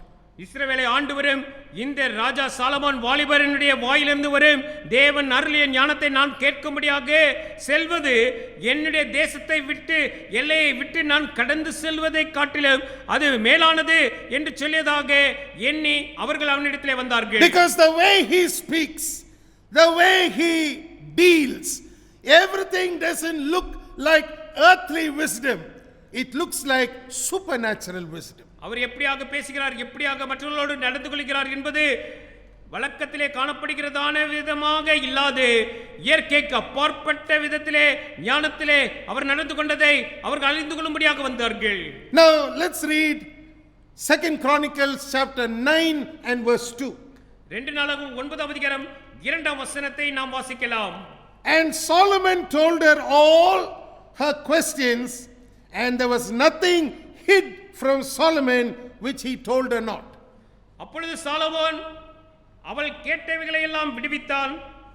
அவளுக்கு விடுவிக்காதபடிக்கு ஒன்றாகிலும் சாலமோனுக்கு மறைபொருளாய் இருக்கவில்லை. That means when the woman came and stood before him, all her questions were answered by Solomon. இந்த பெண்மணி ராஜாவினிடத்திலே வந்து என்ன கேள்விகளை எல்லாம் முன்வைத்தாலோ அத்தனை கேள்விகளுக்கும் அவள் பதிலை பெற்றுக் கொண்டாள். Nothing was hidden from Solomon so that he could not answer the hard questions that the queen of Sheba put to him. சேபாவின் ராஜஸ்திரி அவனுக்கு முன்பாக வைத்த அந்த கேள்விகளில் ஒன்றாகிலும் விடுவிக்காதபடிக்கு சாலமோனுக்கு மறைபொருளாய் இருக்கவில்லை. Now look at verse 3 and verse 4 and verse 5 and verse 6, and you will see what impressed this woman so much was not just the wealth of Solomon, but the wisdom of God that gave Solomon the wealth of the kingdom of God. இப்பொழுது வசனம் 3, 4, 5 மற்றும் 6 வாசிக்கும்போது எது இந்த ராஜஸ்திரியை கவர்ந்தது? சாலமோனின் செல்வத்தை காட்டிலும் சாலமோனுக்கு தேவனுடைய ராஜ்யத்தின் செல்வத்தை கொடுத்த தேவனுடைய ஞானம் என்பதே. Continuously you find the emphasis is on the wisdom of God, the wisdom of God, the wisdom of God. திரும்ப திரும்ப தேவனுடைய ஞானம், தேவனுடைய ஞானம், தேவனுடைய ஞானம் என்று சொல்லப்பட்டிருப்பதை பாருங்கள். Let's read please verses 3, 4, 5, 6 and verse 7 also. 3ஆம், 4ஆம், 5ஆம், 6ஆம், 7ஆம் வசனத்தை நாம் வாசிக்கலாம். And when the queen of Sheba had seen the wisdom of Solomon, the house that he had built, and the meat of his table, and the sitting of his servants, and the attendance of his ministers, and their apparel, his cupbearers also, and their apparel, and his ascent by which he went up into the house of the Lord, there was no more spirit in her. 3ஆம் வசனம், சேபாவின் ராஜஸ்திரி சாலமோனுடைய ஞானத்தையும் அவன் அரண்மனையையும் அவன் பந்தியின் போஜன பதார்த்தங்களையும் அவன் ஊழியக்காரரின் வீடுகளையும் அவன் உத்தியோகஸ்தரின் வரிசையையும் அவர்கள் வஸ்திரங்களையும் அவனுடைய பானபாத்திரக்காரரையும் அவர்கள் வஸ்திரங்களையும் கர்த்தருடைய ஆலயத்துக்குள் பிரவேசிக்கும் நடை மண்டபத்தையும் கண்டபோது அவள் ஆச்சரியத்தால் பிரமை கொண்டு. In verses 3 and 4 we understand clearly that this woman who saw the wisdom of God had no more spirit in her to withstand what God was doing in the life of Solomon.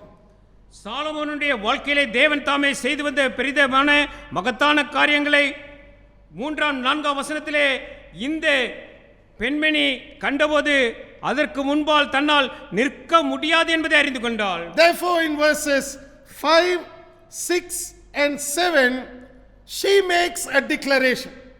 இதனாலே அவள் 5ஆம் 6ஆம் வசனத்திலே ஒரு கருத்தை அவள் பதிக்கிறாள். She says to the king, it was a true report which I heard in mine own land of your acts and of your wisdom. Howbeit I believed not their words until I came and my eyes had seen it. Behold, the one half of the greatness of thy wisdom was not told me, for thou exceedest the fame that I heard. உம்முடைய வர்த்தமானங்களை உம்முடைய ஞானத்தின் குறித்து நான் என் தேசத்திலே கேட்ட செய்தி மெய்யாயிற்று. நான் வந்து அதை என் கண்களால் காணும் மட்டும் அவர்கள் வார்த்தைகளை நம்பவில்லை. உம்முடைய பெரிய ஞானத்தில் பாதியாகிலும் அவர்கள் எனக்கு அறிவிக்கவில்லை. நான் கேள்விப்பட்ட பிரஸ்தாபத்தை பார்க்கலும் அதிகம் உண்டாயிருக்கிறது. Listen carefully. People who went back, who had seen things about Solomon, now this is the danger. They spoke about Solomon, they spoke about the wisdom of God, they spoke about the acts of Solomon, but according to this woman, she said it was only half of what she saw with her own eyes. It wasn't the full stuff. இங்கே Solomon ராஜாவை பார்த்து சென்றேன் என்று சொல்லுபவர்கள் சொன்ன Solomon ராஜ்யத்தை குறித்ததான சாலமோனை குறித்ததான ஞானமோ சாலமோனிடத்திலே காணப்பட்ட தேவனுடைய செயல்பாடுகளை அவர்கள் சொன்னது அவள் வந்து பார்த்ததை காட்டிலும் பாதி அளவாகவே இருந்தது என்று சொல்லியதாக அவள் தன்னுடைய வாயினாலே ஒப்புக்கொள்கிறாள். Remember, that's the danger of just listening without really accessing a man of God. தேவனுடைய மனுஷனை நேரில் வந்து சந்திக்காது வெறுமனே காதிலே கேட்பதனாலே வரக்கூடிய ஒரு அபாயமாக இது இருக்கிறது. You get only half the blessing, but if you want to have the full blessing, you have to move into the presence of God like Nicodemus did and like this woman did.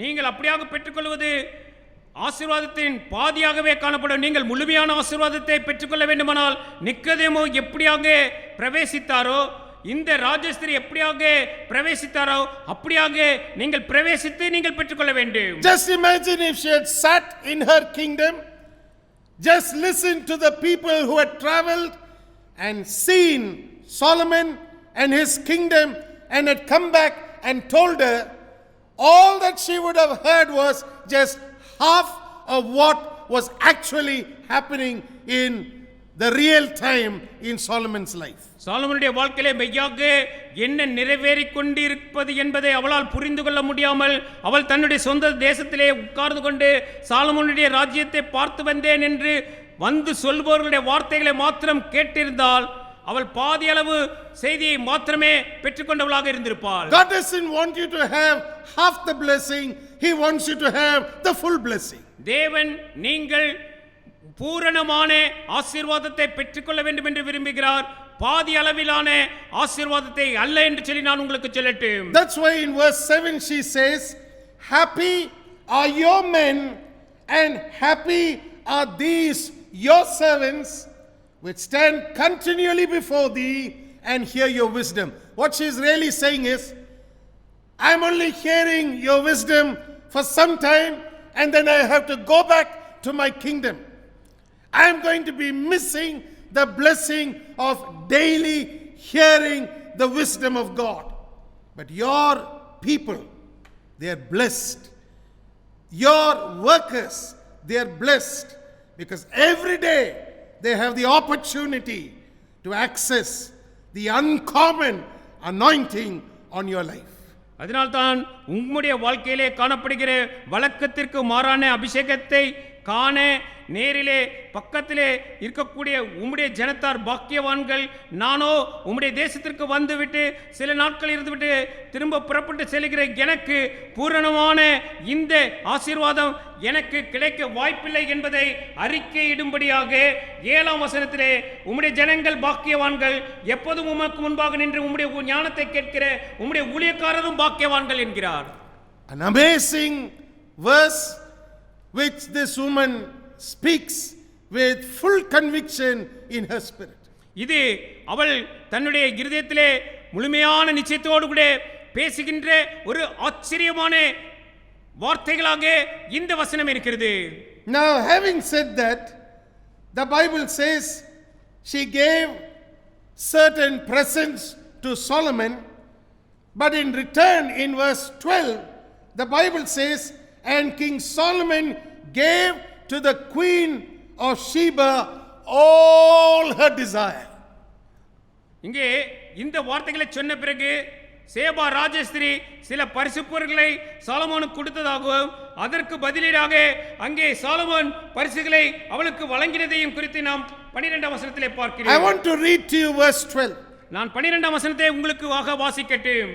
I wanted to see the blessing of receiving all her heart's desire, whatever she asked, besides what she gave, Solomon gave her back everything. அவள் எவ்வளவு கொடுத்தாலோ எதை கொடுத்தாலோ அதற்கும் அதை பார்க்கிலும் மேலானதாக Solomon கொடுத்தது மாத்திரமல்ல, அவள் எதை ஆசைப்பட்டு எதை கேட்க வேண்டும் என்று வந்தாலோ அதற்குரிய பதிலையும் கொடுத்து அனுப்பிவதை பார்க்கிறேன். That means here is a queen getting back to her nation twice blessed over. இதை பார்க்கும்போது அந்த ராஜஸ்திரி பார்க்க வந்து திரும்ப செல்லும் போது இரட்டத்தனையான ஆசீர்வாதத்தோடு கூட செல்வதை பார்க்கிறேன். Isn't it amazing what God plans for those who access the presence of uncommon men of God? தேவனுடைய மனுஷர்கள் வழக்கத்திற்கு மாறானவர்களை அவர்கள் சந்திக்கும் போது தேவதாமே எப்படிப்பட்ட ஆசீர்வாதத்தை அவர்களுக்கு தருகிறார் என்பதை அறியும் போது மிகுந்த ஆச்சரியத்தை நமக்கு தருகிறது. God doesn't want you to think low about those he sends with a message of either wisdom or a message of deliverance, but God wants you to discern the peculiar grace on these men and women of God's lives and to tap into it and to access it. தேவன் தாம் அனுப்புகிற ஞானத்துடன் அல்லது விடுதலையின் செய்தியோடு அனுப்புவரை குறித்து குறைவாக மதிப்பிட வேண்டாம். இதில் தேவன் எதிர்பார்ப்பது அந்த தேவ மனிதர் மனுஷிகளின் வாழ்க்கையில் காணப்படும் விசேஷ கிருபையை நீங்கள் எட்டிப்பிடித்து புரிந்து கொள்ள வேண்டும் என்பதையே. I am sure that even in Solomon's days there must have been kings who must have been very jealous of Solomon. இங்கே சாலமோனுடைய வாழ்க்கையை பார்க்கும்போது அவரை சுற்றி இவர்களை தவிர வேறு ராஜாக்களும் கூட அவரை குறித்து பொறாமைப்பட்டவர்களாக வெளியே நின்று கொண்டிருந்திருக்கலாம்.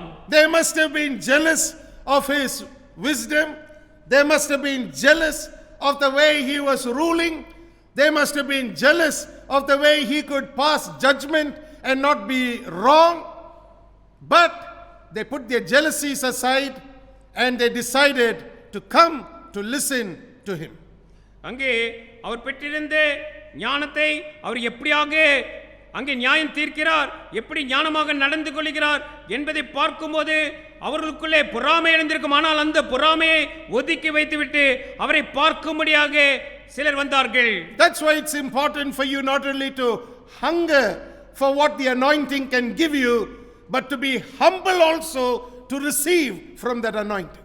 நீங்கள் அபிஷேகத்திலிருந்து பெற்றுக்கொள்ளும்படியாக பசியுள்ளவர்களாக தாகமுள்ளவர்களாக இருந்தது மாத்திரமல்ல, அதை பெற்றுக்கொள்ளும்படியான ஒரு தாழ்மையையும் நீங்கள் பெற்றிருக்க வேண்டும். Many people are hungry but they are not humble. சிலர் இதை பெற்றுக்கொள்ள வேண்டும் என்று பசியுற்றவர்களாக இருப்பார்கள், ஆனால் அதற்கு வேண்டிய அந்த தாழ்மையை பெறாதிருப்பார்கள். So what they do is, instead of coming into the presence of a man of God who is uncommonly used by God, they stand at the periphery and watch and never fully enter. தேவனால் வழக்கத்திற்கு மாறாக அபிஷேகம் பெற்று பயன்படுத்தப்படுகிற அந்த மனுஷரிடத்திலே அவர் வருவதற்கு பதிலாக விளிம்பிலே நின்று கொண்டு என்ன நடக்கிறது என்று சொல்லி வேடிக்கை பார்த்துவிட்டு செல்கிறார்கள். That's why it's important for us to understand that God wants us to be people who will not only hunger but be humble also. அதனால தான் தேவன் நம்மிடத்திலிருந்து எதிர்பார்ப்பது நாம் தேவனுடைய மனுஷனிடத்திலே சந்திப்பதற்குரிய பசிதாகம் உள்ளவர்களாக மாத்திரமல்ல, அதற்கு வேண்டிய தாழ்மையையும் பெற்றிருக்க வேண்டும் என்று சொல்லி எதிர்பார்க்கிறார். If both of these go together, then you will begin to reap from the peculiar anointing that is on these men of God. இந்த தேவ மனுஷர்கள் மீது காணப்படுகிற விசேஷமான அந்த அபிஷேகத்தினால் வருகிற ஆசீர்வாதத்தை இந்த இரண்டு குணாதிசயங்களையும் நீங்கள் பெற்றிருக்கும் போது நிச்சயமாக பெற்று அனுபவிக்க முடியும். Just think of this one moment. What would it have been if Nicodemus had only reasoned like this in his mind? இந்த விஷயத்தை ஒரு நிமிஷம் இப்படியாக யோசித்து பாருங்கள். நிக்கோதேமு தனக்குள்ளே இப்படியாக ஒரு சிந்தையை செய்திருந்தால் என்ன நடந்திருக்கும் என்று யோசித்து பாருங்கள். What would have happened if he had only reasoned and said, I have the Old Testament, I read the Old Testament, I'm a ruler of the Jews. Why should I go to this young rabbi called Jesus and listen to his words? என்னிடத்திலே பழைய ஏற்பாடு இருக்கிறது. நான் இங்கே ஒரு அதிகாரியாய் யூதருக்கு இருக்கிறேன். நான் ஏன் இந்த வாலிப ரபியினிடத்தில் சென்று நான் அவர் பேச கேட்க வேண்டும் என்று சொல்லி சிந்தித்திருந்தால் என்ன நடந்திருக்கு? Who is Jesus? இந்த இயேசு யார் எனக்கு என்று சொல்லி. After all, he is only a young man of the age around 30 or 31 years. அவருடைய வாழ்க்கையை பார்க்கும்போது 31 வயது நிரம்பின ஒரு வாலிபரிடத்திலே நான் ஏன் செல்ல வேண்டும்? But I have the Torah with me and I have the parchments with me that pertains to the Old Testament. Why should I go and listen to this young man called Jesus? என்னிடத்திலே Torah இருக்கிறது, அந்த தோற்சொற்கள் இருக்கிறது.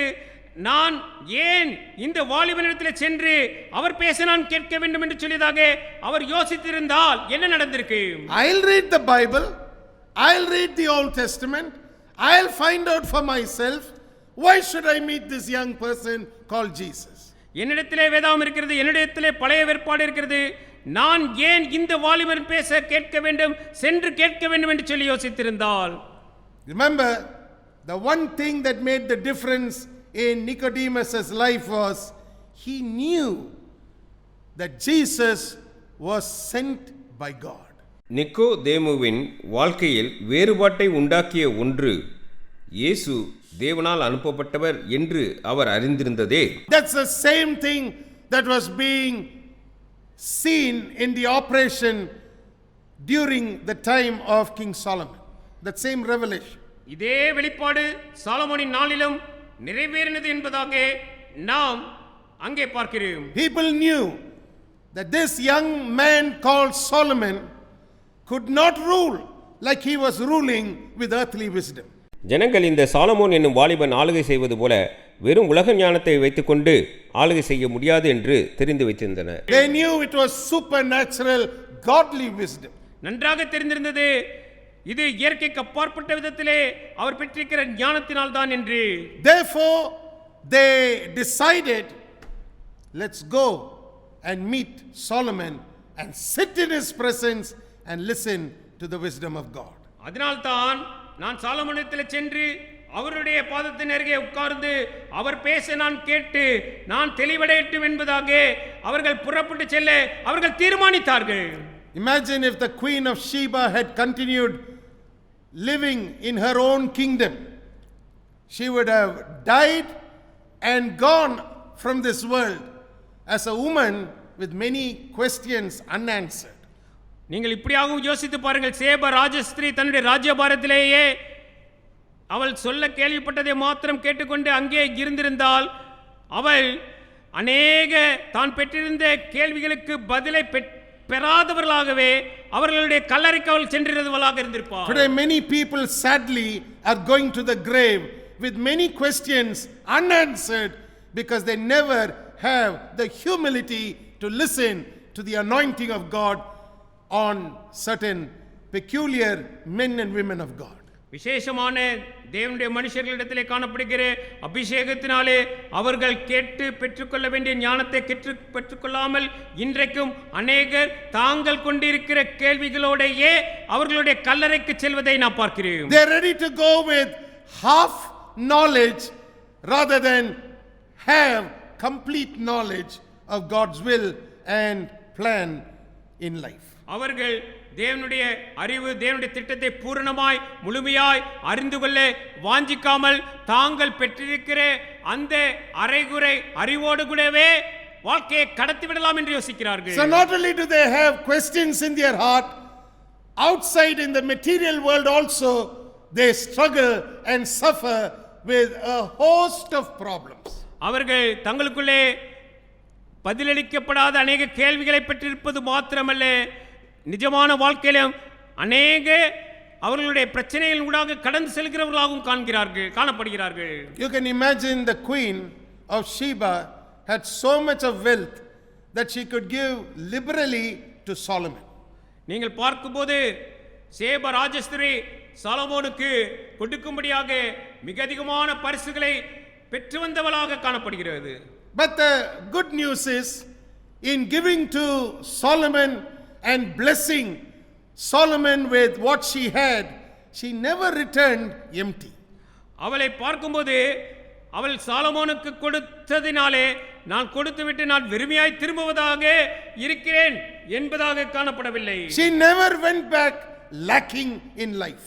அவளுடைய வாழ்க்கையிலே குறைவுற்றவளாக அவள் திரும்ப சென்றதாக காணப்படவில்லை.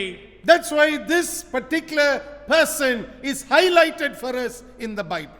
இதனால் தான் வேதாகமத்திலே இந்த பெண்மணி நமக்காக மிக அழகாக எடுத்து காட்டப்பட்டிருக்கிறார்கள். This is not a portion highlighted for us to be used or rather misused to show how Solomon was an evil man who was a womanizer. எப்படியாக சாலமோன் ஒரு பெண்களை அவர் விரும்பினவராக இருந்தார் என்று எடுத்து காட்டுவதற்காக மோசமான சிந்தையோடு கூட இந்த பகுதி எழுதப்படவில்லை என்பதை நன்றாக அறிந்து கொள்ள வேண்டும்.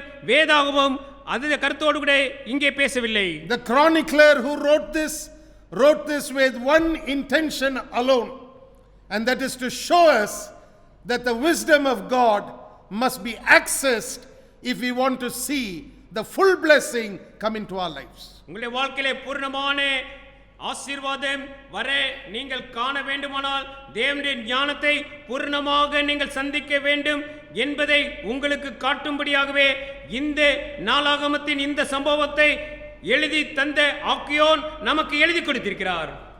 I like how the Bible continues to give us more understanding about what we have been hearing till now, especially about the kings of the earth who sought the presence of Solomon. பூலோகத்திலே இருந்த அநேக ராஜாக்கள் சாலமோனுடைய முகதரிசனத்தை தேடும்படிக்கு எப்படி வாஞ்சித்தார்கள் என்று சொல்லியதாக நான் அறியும் போது அது எனக்கு மிகுந்த ஆச்சரியத்தை தருகிறது. When you read 1 Kings chapter 4, 1 Kings chapter 4 and verse 29, the Bible tells us that the wisdom and understanding that God gave Solomon was exceeding much, and the largeness of heart was such that it was even as the sand that is on the seashore. ஒன்று ராஜாக்கள் 4ஆம் அதிகாரம் 29ஆம் வசனத்தை நாம் வாசித்து பார்க்கும்போது தேவன் சாலமோனுக்கு கொடுத்த ஞானமும் புத்தியும் கடற்கரை மணலத்தனையான மனோவிருத்தியையும் கொடுத்தார் என்று பார்க்கிறோம். Then verse 30 tells us Solomon's wisdom excelled the wisdom of all the children of the east country and all the wisdom of Egypt. 30ஆம் வசனம் சகல கிழக்கத்தி புத்திரரின் ஞானத்தையும் எகிப்தியரின் சகல ஞானத்தையும் பார்க்கலாம் சாலமோனின் ஞானம் சிறந்ததாய் இருந்தது என்று சொல்லி நமக்கு சொல்லிக் கொடுக்கிறது. Verse 31 even mentions some of the wisest of men in the other nations of the world and even in his kingdom, but the Bible says Solomon was wiser than them all. மற்ற ராஜ்யங்களில் மிகவும் ஞானவான்களாய் இருந்தவர்களை குறித்து 31ஆம் வசனம் சொல்லி அவர்களை காட்டிலும் Solomon ஞானவானாய் இருந்தான் என்று சொல்கிறது. But the verse I like the most is found in verse 34. நான் மிகவும் நேசிக்கிற வசனம் 34 இருக்கிறது. The Bible says, and there came of all people to hear the wisdom of Solomon from all the kings of the earth which had heard of his wisdom. சாலமோனின் ஞானத்தை குறித்து கேள்விப்பட்ட பூமியின் சகல ராஜாக்களிடத்திலும் இருந்து நானா ஜாதியான ஜனங்களும் அவனுடைய ஞானத்தை கேட்கிறதுக்கு வந்தார்கள் என்பது எனக்கு மிகவும் பிடித்த வசனம். That means not only did kings travel, they sent their workers to hear the wisdom of Solomon, and people in the time of Solomon were willing to travel just to hear the wisdom of God. அது என்ன அர்த்தம் தருகிறது? ராஜாக்கள் பிரயாணப்பட்டது மட்டுமல்ல, அவர்களது வேலையாட்களையும் Solomon ஞானத்தை கேட்கும்படி அனுப்பினர். சாலமோன் நாட்களில் மக்கள் சாலமோனின் ஞான வார்த்தைகளை கேட்கும்படி பிரயாணம் செய்ய விருப்பமாய் இருந்தனர். They were not interested to go to Egypt to see the pyramids there. They were not interested in traveling to other nations of the world to see the wonders of creation. All that they desired when Solomon ruled was to travel to listen to the wisdom of God. Solomon வாழ்ந்த நாட்களிலே எகிப்தில் இருந்த பிரமிடுகளை பார்க்கும்படியோ அல்லது வேறு தேசங்களில் இருந்த அந்த நாட்களின் அற்புதங்களை பார்க்கும்படியாகவோ அல்ல, சாலமோனின் ஞானத்தை காணும்படிக்கு அங்கே ஜனங்கள் புறப்பட்டு பிரயாணம் பண்ணினார்கள் என்று சொல்லி பார்க்கிறோம். They wanted to hear the wisdom of God. அவர்கள் தேவனுடைய ஞானம் பேச கேட்கும்படியாக விரும்பினார்கள். Isn't it amazing that verse 34 is such a blessing if you will only understand how much people were willing in Solomon's days to access his presence. சாலமோனின் நாட்களிலே அவருடைய பிரசன்னத்திலே அவருக்குள்ளே பிரவேசிக்க வேண்டும் என்று சொல்லியதாக ஜனங்கள் எவ்வளவு வாஞ்சித்து வந்தார்கள் என்று சொல்லுகிற அந்த 34 வசனத்தை வாசிக்கும் போது அது நமக்கு மிகுந்த ஆச்சரியத்தை தருகிறது அல்லவா? Today we have people who sit and laugh at Solomon. இன்றைக்கு சிலர் ஏளனமாக சாலமோனை குறித்து பேசி சிரிப்பதாக இருக்கிறது. Many people look down upon Solomon and think he is a fool. சிலர் சாலமோனை மிக தாழ்வாக நினைத்து அவரை மதியினர் என்று சொல்லி கூட பேசுவதாக இருக்கிறது. One thing I've noticed about critics is that I found out that unsuccessful people always have a critical attitude. நான் ஒன்று குறை சொல்லுவர்களிடத்திலே கண்டது, யாரெல்லாம் தோற்று போகிறவர்களாக இருக்கிறார்களோ அவர்களெல்லாம் குறை சொல்லத்தான் முதலில் ஆரம்பிக்கிறார்கள். They have never accomplished anything much for God. They have never accomplished anything of value for the kingdom of God, and yet they are critical people. அவர்கள் தேவனுக்கென்று எதையும் சாதித்ததாக இருக்காது, தேவனுடைய ராஜ்யத்திற்கென்று எதையும் கட்டினதாக இருக்காது. அவர்கள் செய்ததெல்லாம் எப்பொழுதும் குறை பேசினதாகவே இருக்கும். They will have nothing to stand and show of value in the kingdom of God. தேவனுடைய ராஜ்யத்திலே நின்று மதிப்பானதாக இது இருக்கிறது என்று சொல்லியதாக எடுத்துக்காட்டத்தக்கதான எதை ஒன்றையும் அவர்கள் செய்ததாக இருக்காது. Never be critical of people who succeed in life because of the anointing of God. தேவனுடைய அபிஷேகம் பெற்று அவருடைய வாழ்க்கையிலே வெற்றியின் மீது வெற்றியை பெற்று வருகிறவர்களை பார்த்து ஒருபோதும் நீங்கள் குறை சொல்லுகிறவர்களாக இருக்க வேண்டாம். Remember what I shared with you when I started this particular portion of teaching.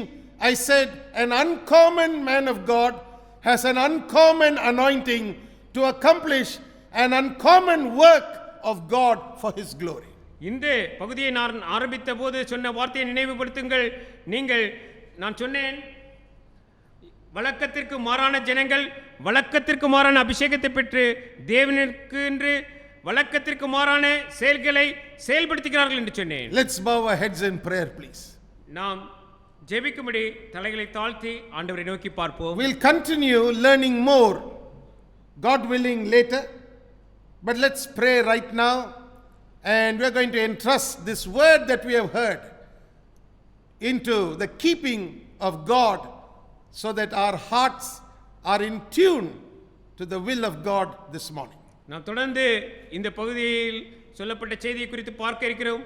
ஆனால் இதுவரைக்கும் கேட்ட சத்தியத்தை நாம் திரும்ப ஞாபகத்திலே வைத்து நாம் ஆண்டவருடைய சிந்தைக்கு நேராக நாம் ஒருமித்து இந்த வேளையிலே வரலாம்.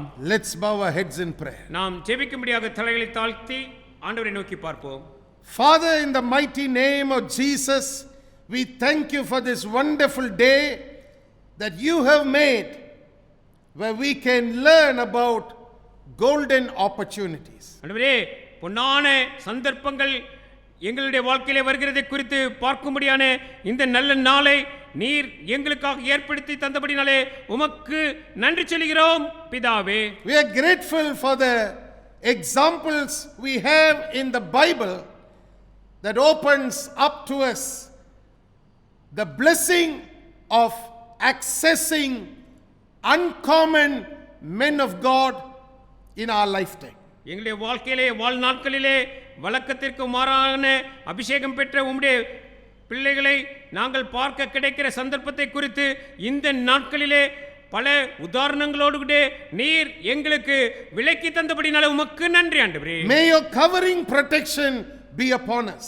ஆண்டவரே உம்முடைய உம்முடைய பாதுகாப்பு எங்கள் மேல் காணப்படட்டும் அப்பா. May the covering protection of your anointing rest upon every ear that has tuned in to listen to the Holy Spirit. உம்முடைய அபிஷேகத்தின் மூடும் பாதுகாப்பு பரிசுத்த ஆவியானவரின் சத்தத்தினை கேட்கும்படி இணைந்திருந்த ஒவ்வொரு காதுகளின் மீதும் தங்கியிருக்கட்டும். Let none of your children go back disappointed because they put their trust in you. ஆண்டவரே நான் ஆண்டவரிடத்திலே நம்பிக்கை வைத்தேன், நான் சோர்ந்து போனேன் என்று சொல்லி ஒருவரும் செல்லக்கூடாது அப்பா.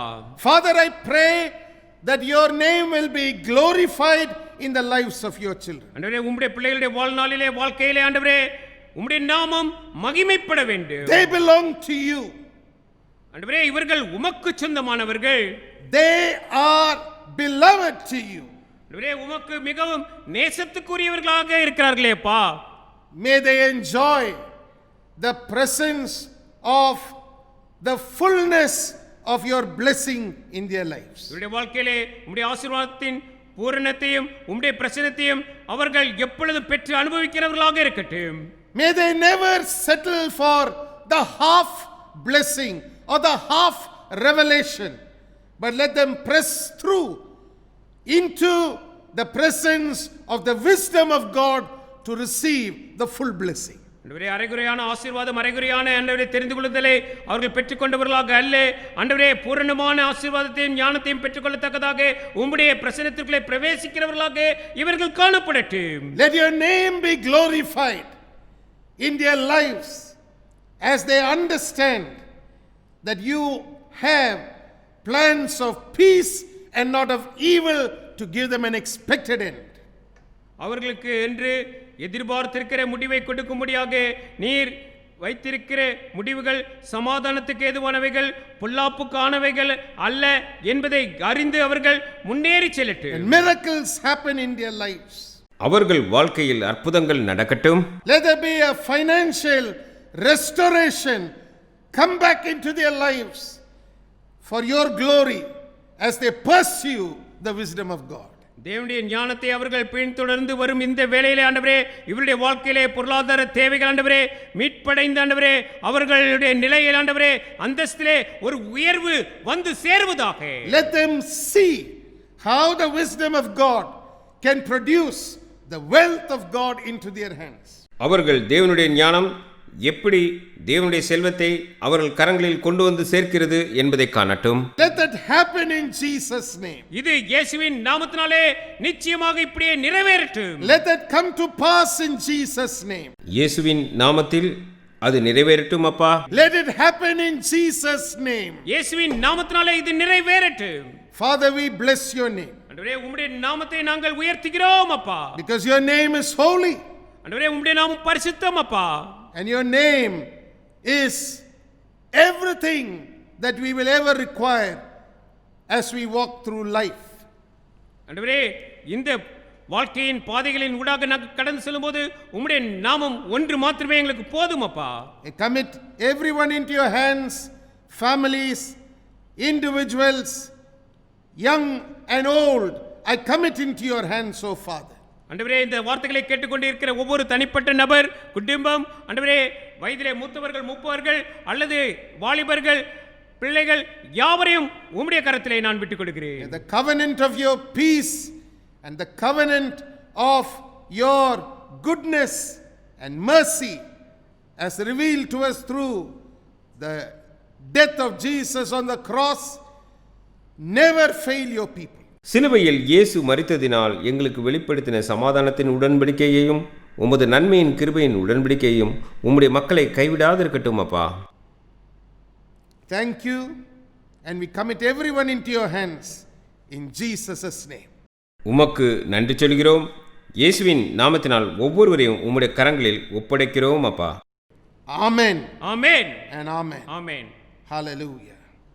And may the blessing of God the Father, the blessing of God the Son, and the blessing of God the Holy Spirit rest and abide with each one of us, both now and until Jesus comes again. நம்முடைய ஆண்டவராகிய இயேசு கிறிஸ்துவின் கிருபையும் பிதாவாகிய தேவனின் அன்பும் தூய பரிசுத்த ஆவியானுடைய ஐக்கியமும் நம்மோடு கூட இன்றும் என்றும் இருப்பதாக. ஆமென் and amen. Hallelujah. I want you to know that God has desired for you to listen to His word that has come to you this morning. இந்த காலைவேளையிலே உங்களுக்கு நேராக வந்த இந்த வார்த்தைகளை நீங்கள் கேட்க வேண்டும் என்பது தேவனுடைய வாஞ்சையாக இருக்கிறது என்று சொல்லி நான் உங்களுக்கு சொல்லட்டும். More than our desire, it is God's desire that He feeds His people with the bread of life. இது எங்களுடைய வாஞ்சை, உங்களுடைய வாஞ்சை என்றதற்கு மேலாக தேவன் தம்முடைய மந்தையை போஷிக்க வேண்டும் என்பது அவருடைய ஆவலாக இருக்கிறது என்பதையும் நீங்கள் அறிந்து கொள்ள வேண்டும். He has a great desire that He will be the good shepherd and you as His sheep will be looked after well in His kingdom. அவரே நல்ல மேய்ப்பராக இருந்து அவரால் நல்ல விதத்திலே ஆண்டவரே நன்மையாக நடத்தப்படும் ஆடுகளாக மேய்ச்சல் நாடுகளாக நாம் இருக்கிறோம் என்பதை அறிந்து கொள்ளுங்கள். That's why He encourages us to stay in the Bible or stay in the Word of God and be led by the Spirit of God. அதனால் தான் நீங்கள் வேதாகமத்திலே தேவனுடைய வார்த்தையிலே நிலைத்திருங்கள், பரிசுத்த ஆவியானவரினாலே வழி நடத்தப்படும்படி விட்டுக் கொடுங்கள் என்று நான் உங்களுக்கு சொல்கிறேன். That's why that's His desire for His people. இதுதான் அவருடைய ஜனங்களை குறித்து அவர் கொண்டிருக்கிற ஆசை ஆவலாய் இருக்கிறது. Be encouraged this morning to know that God has His eyes on you. தேவன் தாமே உங்களை பார்த்து கொண்டிருக்கிறார், அவருடைய கண்கள் உங்களை நோக்கி கொண்டிருக்கிறது என்பதை நீங்கள் இந்த வேளையில் அறிந்து உற்சாகம் கொள்ளுங்கள். His eyes may run through and fro throughout the earth, but it's fixed on His children. இந்த பூலோகம் முழுவதும் அவர்கள் கண்கள் சுற்றிக்கொண்டே இருந்தாலும் உங்கள் மீது அவருடைய பார்வை நிலைத்திருக்கிறது என்பதை நீங்கள் நிச்சயம் அறிய வேண்டும். Therefore you can expect great and mighty things to happen as you trust Him and walk forward in life. இதனாலே நீங்கள் அவரிலே நம்பிக்கை வைத்து நீங்கள் வாழ்க்கையிலே முன்னேறி செல்லும்போது நீங்கள் உரிய ஆசீர்வாதங்களை பெற்றுக்கொள்ள முடியும்.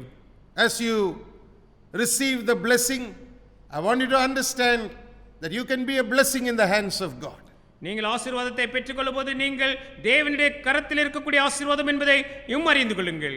Share the link of this message with your friends, loved ones. Let God speak to them. Don't be ashamed to share this link with your friends. You can put it out on your media pages or whatever you use as your source of communication. Make the word of God available freely to as many people as possible in your lifetime. இந்த லிங்கை உங்கள் நண்பர்கள் மற்றும் அருமையானவர்களிடம் பகிர்ந்து கொள்ளுங்கள். தேவன் தாம் அவர்களிடம் பேசட்டும். மற்றவர்களிடம் இந்த லிங்கை உங்கள் மீடியா பக்கங்களில் அல்லது தொடர்புக்கு நீங்கள் எவற்றை பயன்படுத்துகின்றீர்களோ அதன் மூலம் பகிர வெட்கப்பட வேண்டாம். உங்கள் வாழ்நாளில் தேவனுடைய வார்த்தையை இலவசமாக எத்தனை பேருக்கு கிடைக்க செய்ய முடியுமோ அத்தனையும் கிடைக்க செய்திடுங்கள். That really is the way the good news spreads from place to place like wildfire. இப்படியாகவே காட்டுத்தீ போல தேவனுடைய இந்த நற்செய்தியின் சுவிசேஷம் அநேகருக்கு பரவி செல்லும். The good news is God is in control. தேவன் தாமே எல்லாவற்றையும் அறிந்திருக்கிறார், எல்லாவற்றையும் பொறுப்பெடுத்திருக்கிறார் என்பதே நாம் கொண்டு செல்லும் நற்செய்தி. God bless you. தேவன் தாமே உங்களை ஆசீர்வதிப்பாராக. வாழ்நாள் இறுதி வரை தேவ பணி புரிவே, கள்ளம் கபடுமின்றி கர்த்தர் வழியில் செல்வே. வாழ்நாள் இறுதி வரை தேவ பணி புரிவே,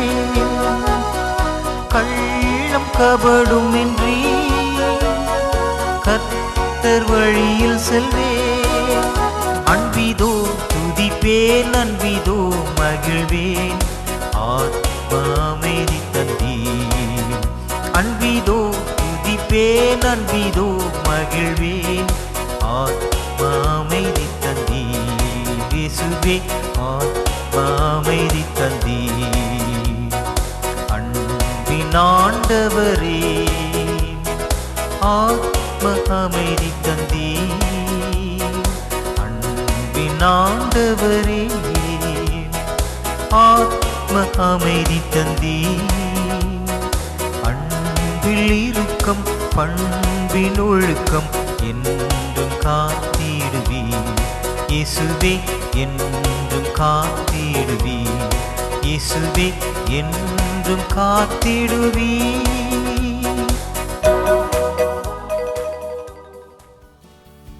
Make sure you don't miss receiving our free monthly newsletter, The Pulpit, which contains a 4-part teaching series on various Bible topics that will help you live in victory.